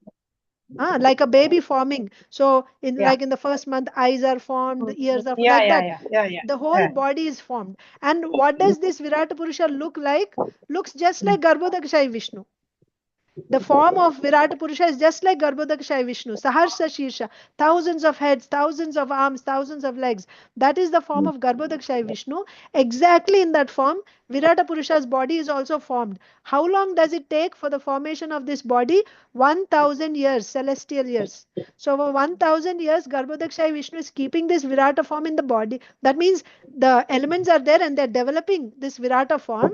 Then after 1,000 years, from the navel of Garbhodakasaya Vishnu, this lotus stem comes out, sprouts out. Within this stem of lotus, afterwards, all the 14 planetary system will be there. Within this only the Virata Purusha is there, the stem. Oh, within this only stem. Okay. In the stem of this. Usually we will tell that no, the stem contains all the 14 planetary systems, no? Yes, I'll show you that. Mataji. 1 second.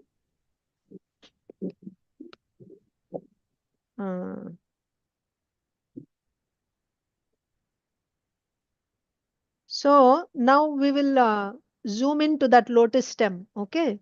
Yeah. So this is the lotus stem, and inside this lotus stem, we said is Virata Purusha.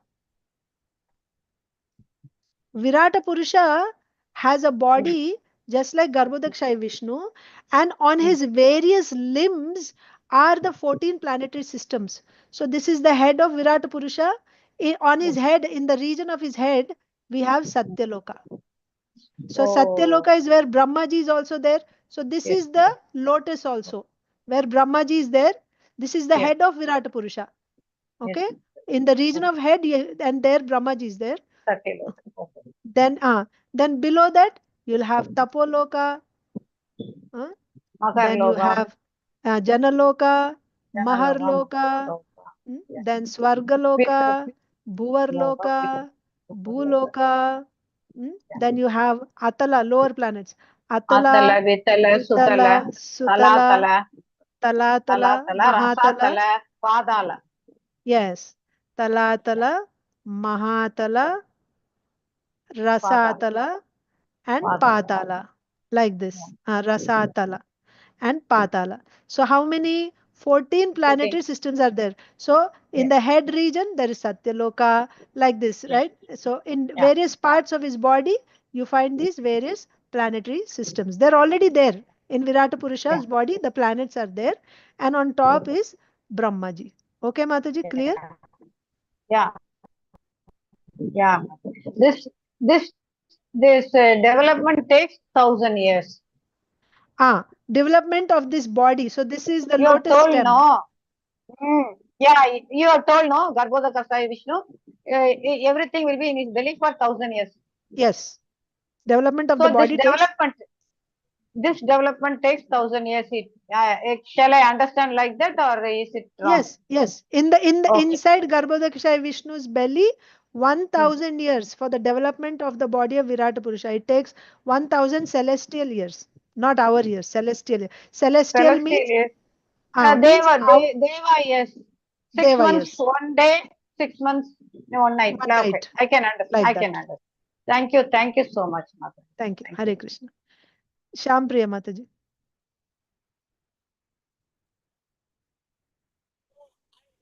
Hare Krishna, Pranam Mataji. Mataji, I just want to understand this, that as you explained that when Karanadaksha Vishnu glances on Prakriti, and then his glance consists of this Kala and this Karma. And then by his glance, because in the Prakriti, the modes are in equilibrium, as you said, the modes are in equilibrium, it's not active. So then by the glance, the Prakriti gets agitated, as you gave the example of women. So the Prakriti gets agitated, and then Pradhan comes. So comes means, one second. You said when Karanadaksha Vishnu glances, karma is not coming. The living entity, the Jivatma, is having karma. Each Jivatma is having its karma and it's having its avidya. So by his glance, Kala Shakti and all the living entities, they are entering into Prakriti. So now, before the Lord glanced, her condition is avyakta. That means she is in an equilibrium state. The modes are in an equilibrium state.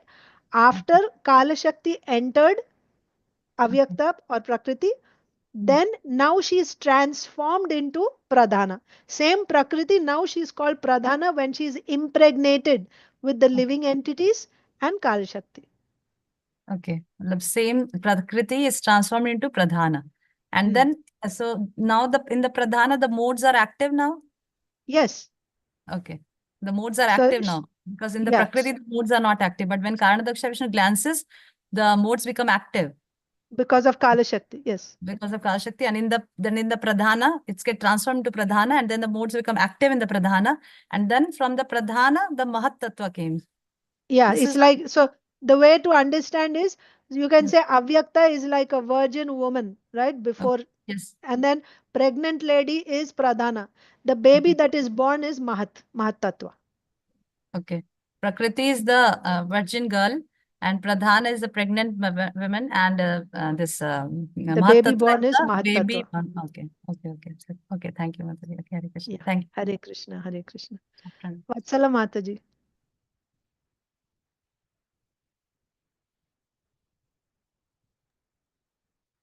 Thank you, Mataji. But I have so much of confusion. I always didn't follow this Karanodaka Sai Vishnu and Garbhodaka Sai Vishnu. And who is Virat Purusha? Is it Krishna?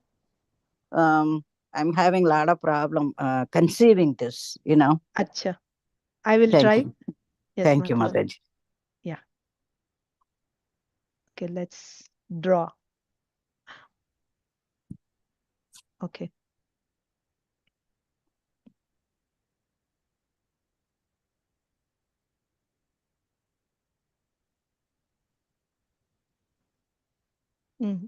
So you are saying Krishna. Okay. Krishna. Okay, Krishna.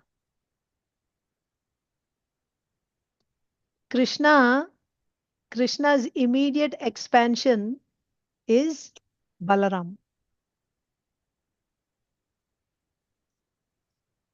Balaram's expansion is Chaturvyuha. Vasudev, Sankarshan, Pradyumna, Aniruddha. Okay.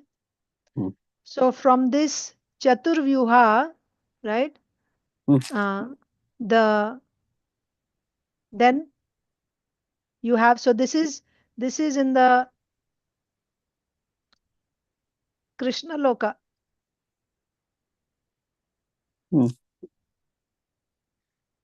And then you have Vaikuntha. In Vaikuntha, you have Lord Narayan. Narayan is expanding from here, from the Chaturvyuha, right? Vasudev expanding as Narayana. Once again, Narayana will have second set of Chaturvyuha. Again you have Vasudev, Sankarshan, Pradyumna, Aniruddha. One more time, second set, like this. Okay? And then this Sankarshan expands as Mahavishnu. Mahavishnu is also called Karanodakashayi Vishnu. Okay. Karanodakashayi Vishnu. Okay. So where is Karanodakashayi Vishnu? Karanodakashayi, of course, Lord Vishnu means he's always in Vaikuntha. He's in Vaikuntha means what? Kuntha means material existence. Vaikuntha means where there is no material misery. So the Lord cannot be living in material. He's always in Vaikuntha. But Karanodakashayi Vishnu's pastimes are regarding what? His pastimes are regarding creation.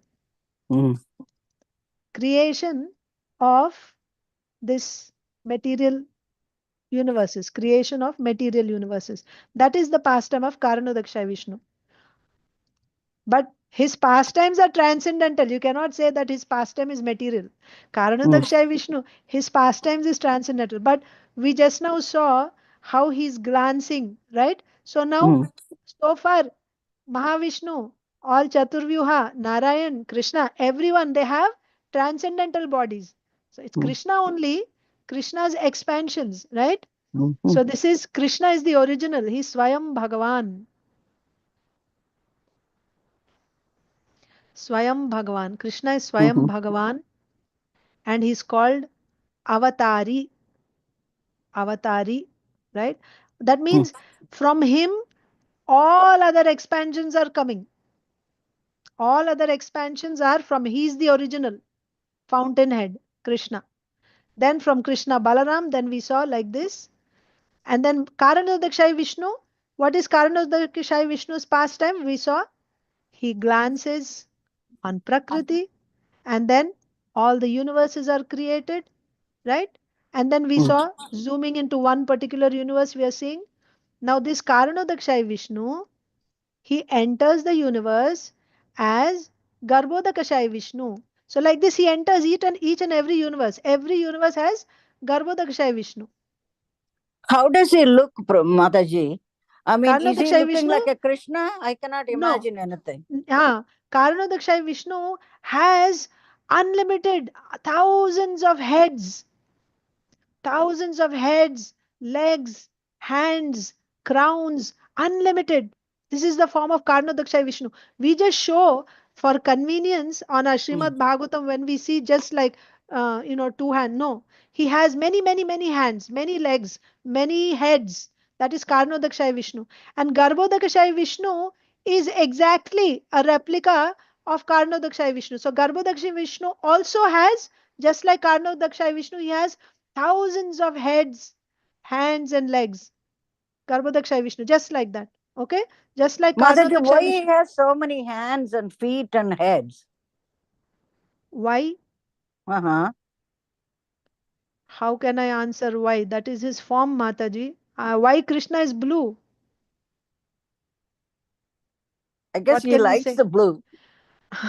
So I don't know the answer. Why he has so many? That's how he is, and he is eternally. That's his form. So why it is like that? That I don't have an answer for that.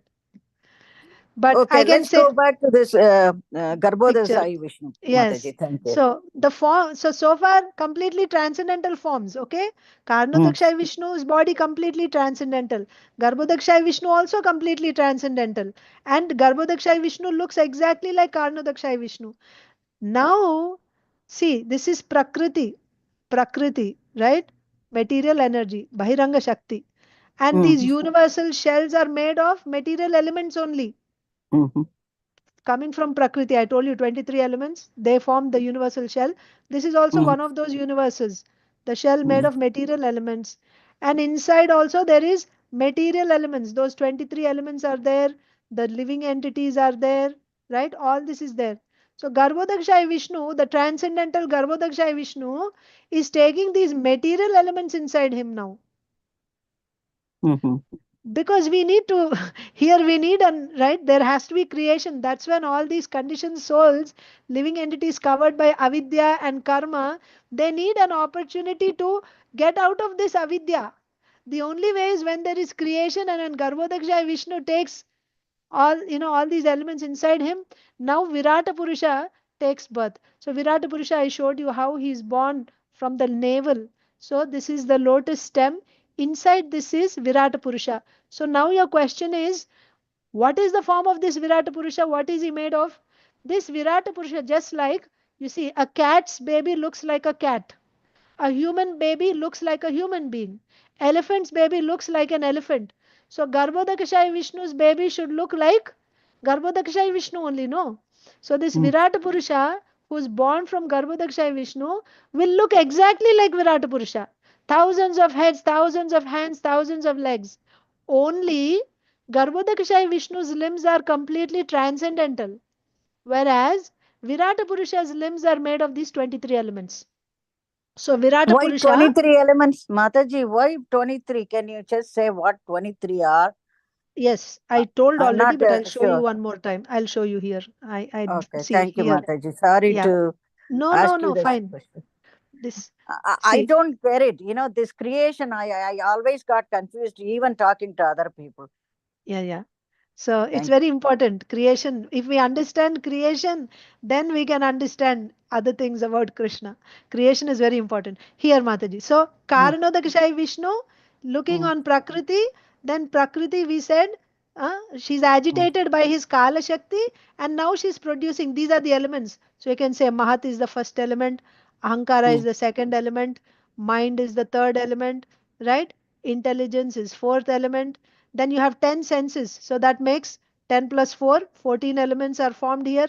Then 5 gross elements. 14 plus 5 is 19 elements are formed here. Oh, 19 elements are formed here. 14 plus 5 is 19. Then 19 plus 5 is 24 elements. 24. Like that. Actually 23, 24. If you count Prakriti, then Not you have Prakriti, 24. Buddhi, intelligence. Counted, no, Prabhuji, Buddhi here. Sometimes we count intelligence and then sometimes we don't count. Yes. Here sometimes we don't count. If we don't count intelligence, then there is 23 elements, like that. Okay. So this is how we came to 23. Okay. Prabhuji is listening. He was Okay. quiet all this so- time. I thought nobody's there. Yes, yes, So we Mataji. have Garbhodasai Vishnu. Everything is transcendental. And then from there, what are we doing? You said there is from his stem, Brahma comes out. Here. Mataji, actually, you can take questions from others also. You are giving Acha, lot of time and they will be leaving actually. Sorry. Yeah, Yes. you can take a cycles. One question and after that you should take another and then if they have second question then they should follow the next cycle actually. Yeah. Okay, Vatsala Mataji, I'll come back in the end. Let me take others. Okay. Because If there are others, I think you should give opportunity for others. Yes, Mataji. Thank Yes, that is the fair thing to do. Yeah. Thanks. Yes, thank you, Vatsala. Very nice. No problem. Prabhu, everybody should be treated equally. Yes. Yes. Sorry. Sheila Mataji, go ahead. Hare Krishna Mataji. Hare Krishna. I don't know whether this is the right stage at which I can ask this question. I wanted to know what is the difference between expansion and avatar. What is the difference between expansion and avatara? Avatara means someone who descends from a higher platform to this earthly platform. Someone who is descending, that is avatara. Okay. So spiritual to material, can we say that? Yeah, you can say that. Okay. Someone who is descending is avatara. Okay. And expansion is happening everything in the spiritual world. Not necessarily. Expansion means like the Lord is complete. Swayam Bhagavan Krishna is complete 100%. So if a portion of his potency is manifested, right? Not full 100%, but a percentage, a certain portion of that is manifested. That is an expansion. Spreading. Something like spreading? Not spreading. It is like your amsha. You know amsha? Yes, Mataji. Amsha. Swamsha means personal expansion. Okay. The Lord's personal amsha. So expansion means amsha. And avatara means someone who's descending. It can be the same person also. Amsha is descending is also possible. Okay. Thank you, Mataji. Thank you. Hare Krishna. Swati Mataji. Hare Krishna Mataji. Pranam. You explained very nicely, Mataji. Mataji, one thing that is, we can consider this Prakriti as Durga Devi. Yeah. You can consider Prakriti as yeah. Bahiranga Shakti. So Durga Devi is Krishna's Bahiranga Shakti, external energy. But Mataji, only one Prakriti will be there. Means like Vishnu, so many expansions are there, no? You told. Like that Prakriti also will form. Yeah. So Krishna has Antaranga Shakti, Tatastha Shakti, Bahiranga Shakti. He has his Prakriti. You have Yogamaya, you have Mahamaya. He has his internal energy and external energy. So external energy is actually a reflection of the internal energy only. So according to the function, she is internal energy, then you have external energy. So his Prakriti, he has various categories. You are mute, Mataji. Unmute. Yes, Mataji. One more thing, Mataji.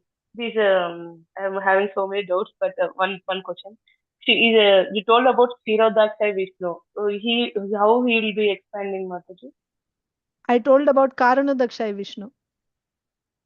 Karana, each element chunks the 23 elements, and from that Kshirodaksha also comes. You told Mataji spread.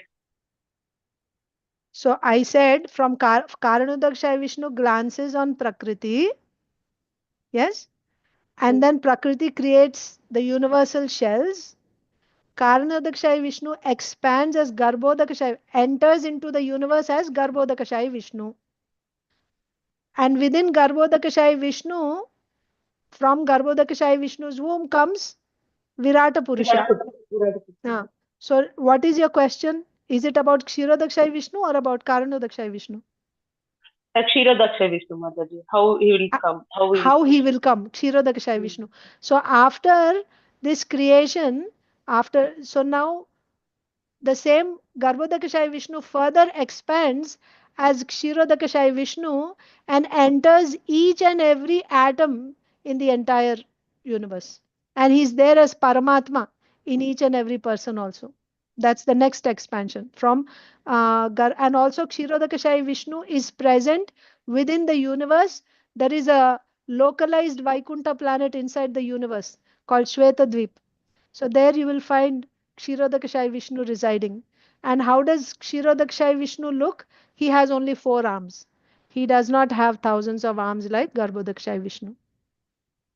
Oh, in the Garbhodaka ocean only. No, Kshirodaka ocean.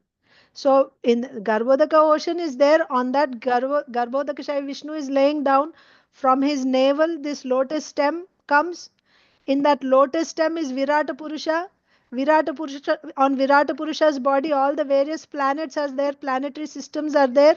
So in this universe only, there is one localized Vaikuntha planet called Shvetadvip.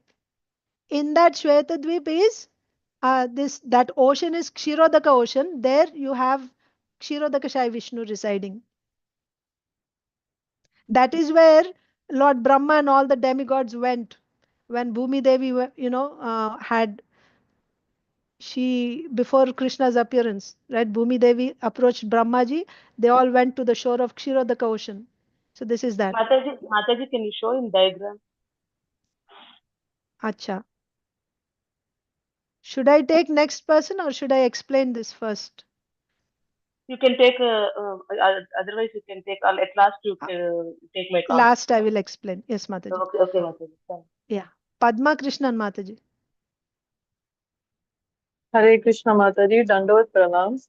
So I want to know that the Virat Purusha, which has been created by Garbhodakashayi Vishnu after 1,000 years, was that the same form which was shown to Arjuna when he requested? Okay. Actually, okay, let me show you.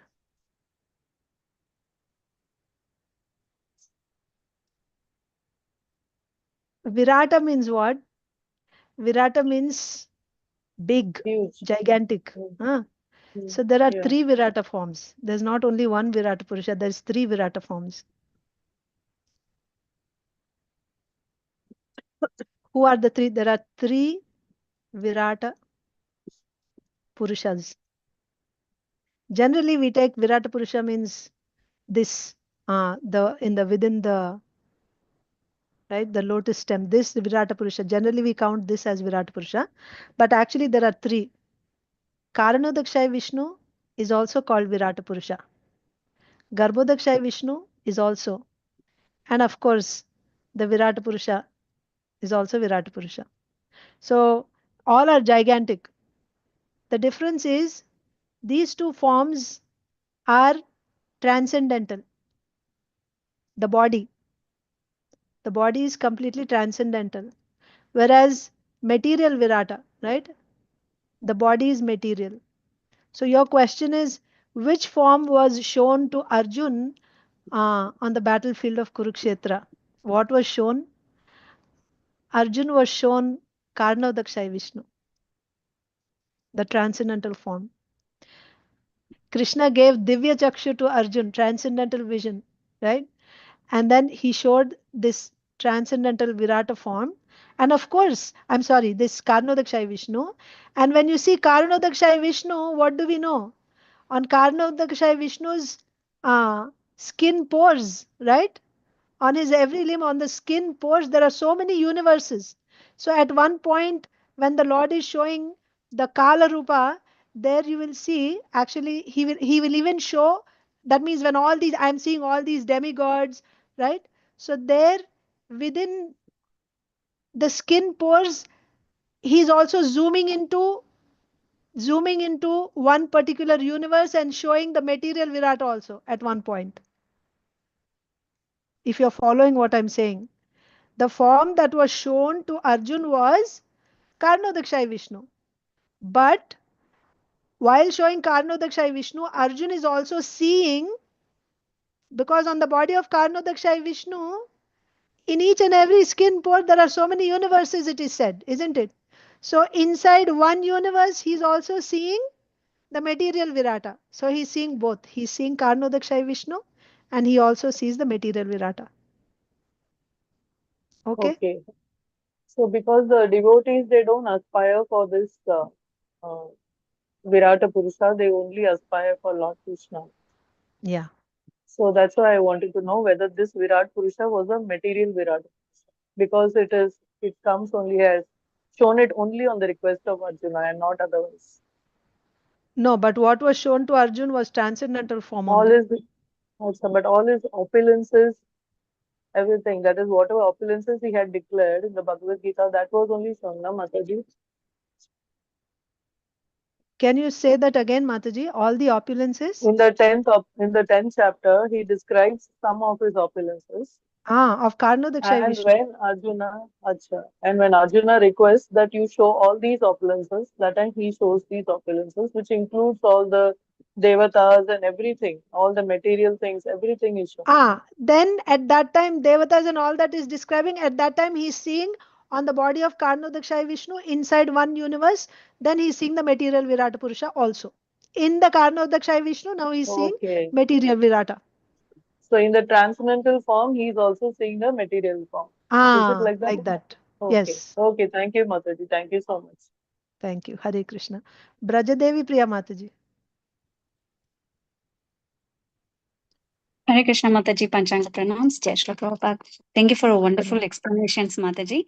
I had this doubt all the time.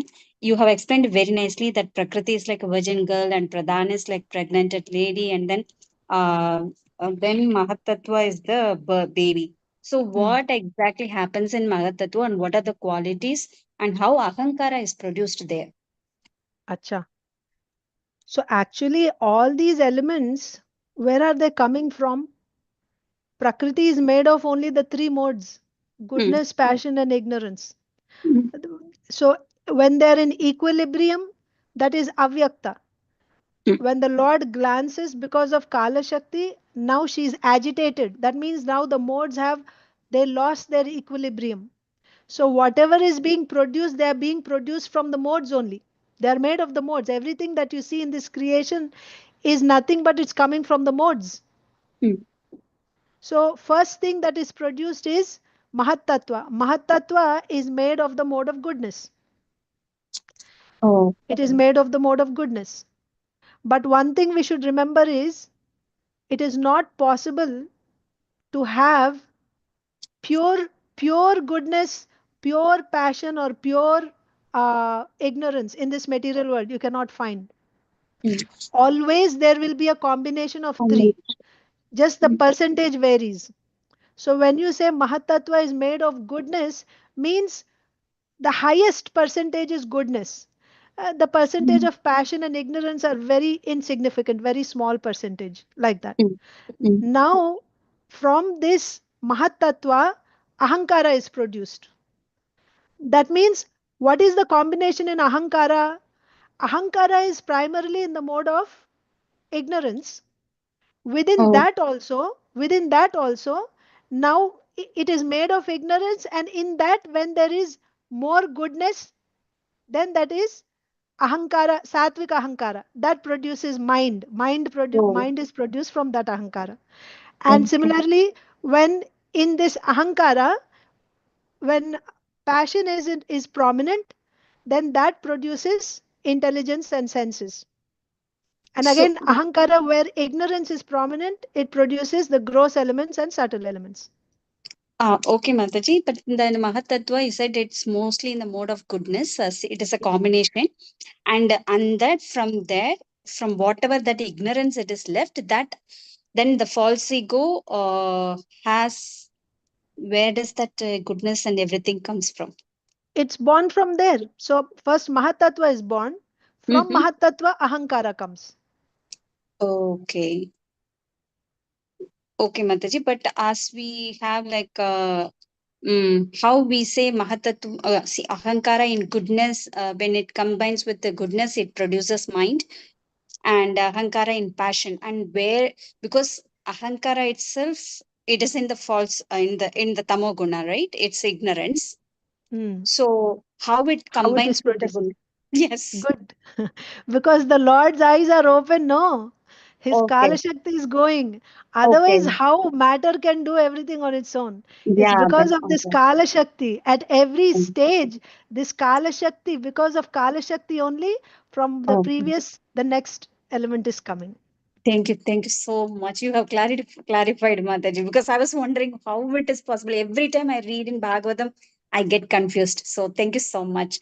And if possible, I have one more question. I will give the question. Maybe you can answer, choose to answer now or later.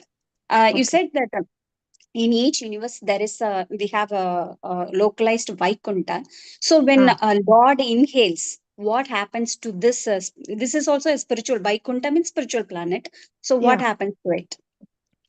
So see, the role of, I said Vaikunta because to say that it is not material, it's not part of this material world. Even though it is in this universe, it is actually not material, it is transcendental. That was the idea. But Karanodakshai Vishnu, Garbhodakshai Vishnu, Kshirodakshai Vishnu, what is their pastime? Their pastime is this Srishti Leela. Yes. Their pastime is in relation to this creation. So just as Karanodakshai Vishnu expands into Garbhodakshai Vishnu, and Garbhodakshai Vishnu expands into Kshirodakshai Vishnu for the sake of this creation. So when there is annihilation, this Kshirodakshai Vishnu will go back into Garbhodakshai Vishnu, Garbhodakshai Vishnu back into Karanodakshai Vishnu. Like that. Okay, Mataji. Okay then. So then at that time everything will go into Karanodakshai Vishnu. Karanodakshai Vishnu. The spiritual Vaikuntha also, everything. It's in like everything goes in a reverse order. Yeah, and he's already he's there means he's in Vaikuntha only, Karanodakshai Vishnu. Okay. Yeah. Okay. Thank you so much.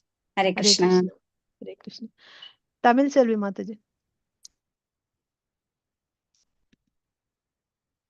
Unmute Mataji. Sorry to again asking me you. Brahmaji is a secondary creator, no? Yes, Mataji. Okay.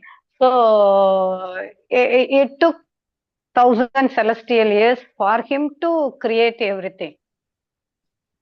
For him again, yes. Brahmaji also. Yeah. Yes. That's what I want to know. Yes. Already this Virat Purush, it takes 1,000 celestial years. Again, there is 1,000 celestial years for Brahmaji to create. Is it correct or is my understanding wrong? Two times. That's what I want. Okay. Verify Brahmaji that. also has to meditate 2 times. Before that, of course. There is nothing, there was nothing around him. There was full of water, and then he heard Akashvani saying Taba Taba.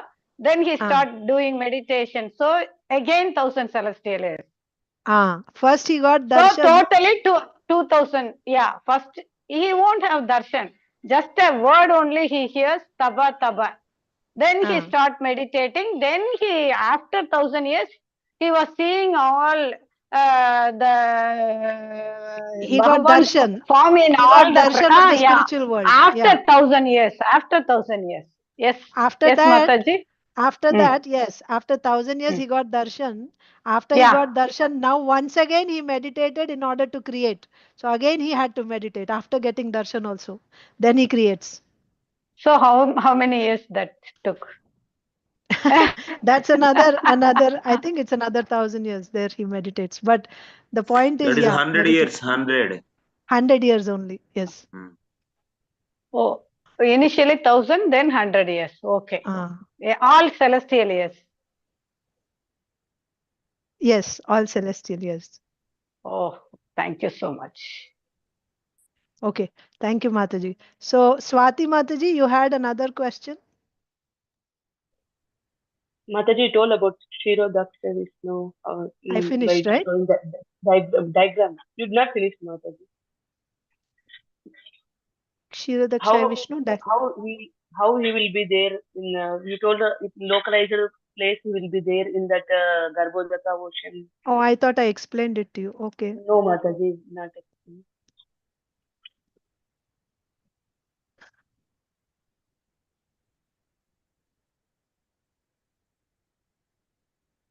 So he's there here only, Mataji, in the within sea. See, this is the lotus stem, no? So you're seeing my, okay, I'll take a different color. So you're seeing this, no? This lotus stem. Mataji, you're seeing? Yes, Mataji. Lotus stem. Lotus stem. So inside this is Virat Purusha. So this lotus stem, this Virat Purusha's body, only you have all the planets. 14 planetary systems are here. Yes, Mataji. This is the universe. Okay. So the top is Satyaloka. So Prabhuji, Venugopal Prabhu. What is the location of Kshirodakshaya Vishnu? Exact location. Exact location is Dhruvaloka.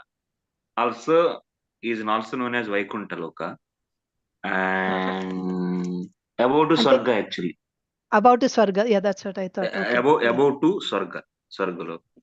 So that's the location, Mataji, Swati Mataji. So in that universe, I showed you, right? Satya, then... Actually, 3 locations are there. Vishnu stays. One is Dhruvaloka, in that also Vishnu is there, and Kshirodakshaya Vishnu, Kshirosagar, on that he also will be there, and one more place actually is there. Like that, 3 different places he stays. Okay, Swati Mataji. Mataji, it was so confusing, Mataji. Virata Puruša, Virata Puruša, Kshirodakshaya Vishnu. So okay, many. Okay, sir. One last time I'll show you this diagram, and beyond that it's not possible for me to explain. But see, this is the Virata Purusha, Mataji. Okay, so Virata Purusha's body, on his body only you have various planets. So this is the head. In the head region you have Satyaloka. Okay, then as you go down Tapoloka, Janaloka, so this is the area of Swargaloka. So above Swargaloka, somewhere here, you'll find the milk ocean, and here you'll find Kshirodakshaya Vishnu. And also, so Prabhuji is saying there are 3 different locations where you will find Kshirodakshaya Vishnu. So he's there in that area. Not Kshirodakshaya Vishnu, Mataji, Vishnu. So Kshirodakshaya Vishnu will be in only one place, Kshirosagar, and Vishnu will be there in 3 different places. Okay. That means 3 Vaikunthas are there. There are many Vaikunthas are there, na? Even in the spiritual world. Similarly, here in the every Brahmanda, there are 3 Vaikunthas are there. Okay. One more, I think, after Loka mountain. So if you cross, so like Arjuna and Krishna both, and that Brahmana boy was taken by Vishnu to bring back him. So they crossed the Loka planet and a mountain, and after crossing that, Loka mountain will be there on the earth actually, edge of the earth, and the shell of the before Universe. reaching to the shell of the boundary of Brahmanda. Yeah. So there is one more place, Vaikuntha. That means Vishnu, where 3 different places he resides. But Kshirodakshaya Vishnu is in Kshirosagar actually, which is above to the Swargaloka. Yeah. Okay. Okay, Swati Mataji. I understood, Mataji, but Prabhuji's version I did not understand. You'll understand in future. Okay, no problem. Okay, Prabhuji. In creation, it will come 5th canto actually. So much confusing, Prabhuji. Mataji explained very nicely. Loka mountain, you have no idea, na? So that's why that is on the earth planet, at the edge it will be there. And also Dhruvaloka is just after the Sumeru crossing. So there will be on top, there is a Dhruvaloka. That means Shishumara Loka will be there. In the Shishumara, there is a one highlight point will be there. That's the Dhruvaloka. And on top there is a Swarga, and on top of that Swarga also there is a side actually, somewhere in the same Swarga to a little bit high. So there is a one. This is Kshiradaka Sai Vishnu. These all will come in fifth canto. I don't have actually this plate to describe to you. Actually, today I'm with my own mobile actually. Oh, okay. Mataji, Bhavna Mataji. Unmute Mataji. Hare Krishna Mataji. So there are so many like levels, and as please confirm my understanding, as someone increases his or her sadhana, they may be getting the next birth according to where they may be fit, right? And if it is complete Sharanagati, then we'll be going back to the Goloka. Shri Krishna's the highest level that you have shown. Is it direct, or we will be going to Vaikuntha, and then like based on the bhakti and attachment to a particular deity to their loka? So please throw Yeah. some light. You will go to Goloka when you get Prema, Krishna Prema. So you have, after entering full Sharanagati, now you will begin sadhana bhakti. You will begin pure devotional service. And then you have to cross sadhana bhakti, bhava bhakti, and come to prema bhakti. Then when you come to prema bhakti, now you are eligible to actually go to Goloka. So what if you give up your body before coming to prema bhakti? Uh, so then you'll come back again to continue and progress in your devotional service so that you can come to the stage of prema. That is for a pure devotee, right? One whose aspiration is pure devotional service, then they will come back again and again until they get prema. But there are others who may go to Vaikuntha if that is their motive, right? So somebody who is looking for liberation and is practicing devotional service, so ultimately it is your desire. You are practicing Sakshat Bhakti devotional service, but your goal is to become liberated, then you can get liberation. But if you're talking about going to Goloka, that is possible when you get Krishna Prema. So if you have not completed means you have to come back again and again until you complete. Is that okay, Bhavna Mataji? Yeah, Mataji. Understood. Thanks. Thank you, Hare Krishna. So I'll quickly go over the questions asked here in the chat, and then I'll go back to Vatsala Mataji.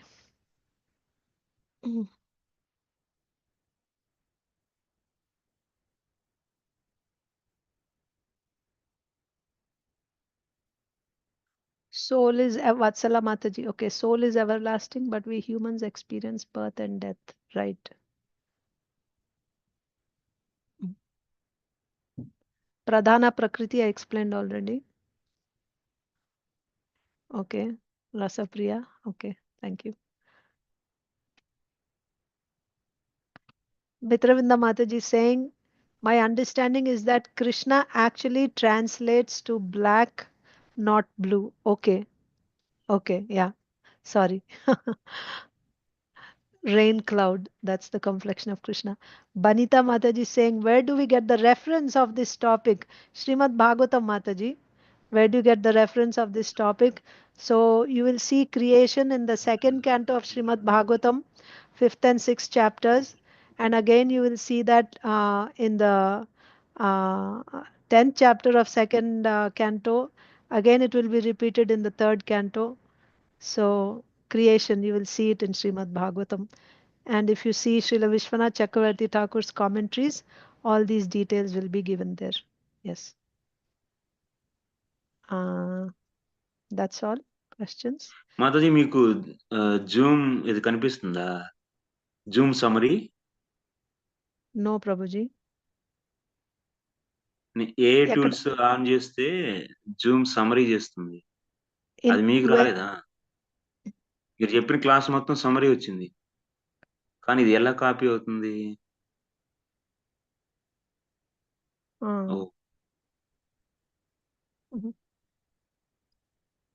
I don't know. Actually, AI ఏం చేస్తుందంటే ఇప్పుడు మీరు చెప్పిన క్లాస్లో మీరు ఏమేం చెప్పారో మీరు ఎంతవరకు చెప్పారు అందులో సమరం ఏంటి పాయింట్స్ ఏంటి అని చెప్పి అర్థం చేసుకొని అది కూడా ఇస్తుంది. వావ్. ఓకే. రేపు ఇంకా చూస్తానైతే దీన్ని నేను అబ్జర్వ్ చేయాల, నిన్న ఆన్ చేశాను యాక్చువల్లీ. అచ్చా. Okay. Okay. So Vatsala Mataji, you're there? Raise your hand, Mataji. Okay, I see you. Okay. Unmute, Mataji. So, what were we discussing, Mataji? Vatsala Mataji, was your point clear or? Okay, I think we talked about from Garbhodaya Sai Vishnu, we have Kshirodaya, right? Yes. So you And wanted then we to were know talking about the lotus stem and 14 lokas. Here, this is the picture you're seeing, right? Yeah. So this is Virata Purusha. Virata Purusha is born from Garbhodakshaya Vishnu, and this Virata Purusha's body is material body. Okay. So what was your question? Is your question answered? I understood Karnadakasai Vishnu, and then we get the Garbhodakasai Vishnu, and then we have a Kshirodakasai Vishnu. From Kshirodakasai Vishnu, we were all created. That's what you are saying? From Prakriti? See, Karanodakshaya Vishnu glanced on Prakriti, and Prakriti is forming all these elements. Then Garbhodakshaya Vishnu came. So we are all there here in these elements only. Along with these elements, we are there. So when we come in, when Virata Purusha is born, simultaneously, in the lotus stem, Virata Purusha is born, and Virata Purusha also has two bodies. He has a gross body and subtle body. Gross body, gross Virata, subtle Virata. Okay, subtle Virata Purusha's body means it's like the sum total of all the subtle bodies in the whole universe. That is subtle Virata body. And gross Virata means the sum total of all gross elements, right? That is there in gross Virata's body. And so simultaneously, there is birth of gross Virata, subtle Virata, and Lord Brahma. They all come at the same time. Brahma is born on the lotus, and within the lotus stem, you will find the Virata Purusha's body. So all these living entities, you, me, and everyone, we are all there. The Jivatma, the living entity covered by this avidya and karma, is there with Brahmaji here. Now, Brahmaji is going to do Visarga, secondary creation. What is secondary creation?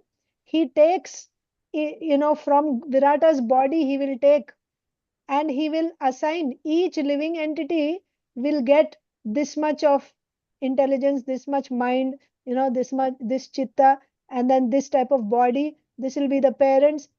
He'll have to, based on the karma, because living entity has avidya and karma, right? So based on living entity's karma, he will give them a body, a particular body. Various species are created.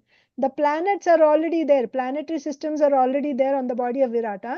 Now, Brahmaji gives bodies to all these living entities and sends them to their respective planets where they have to take birth. This is secondary creation.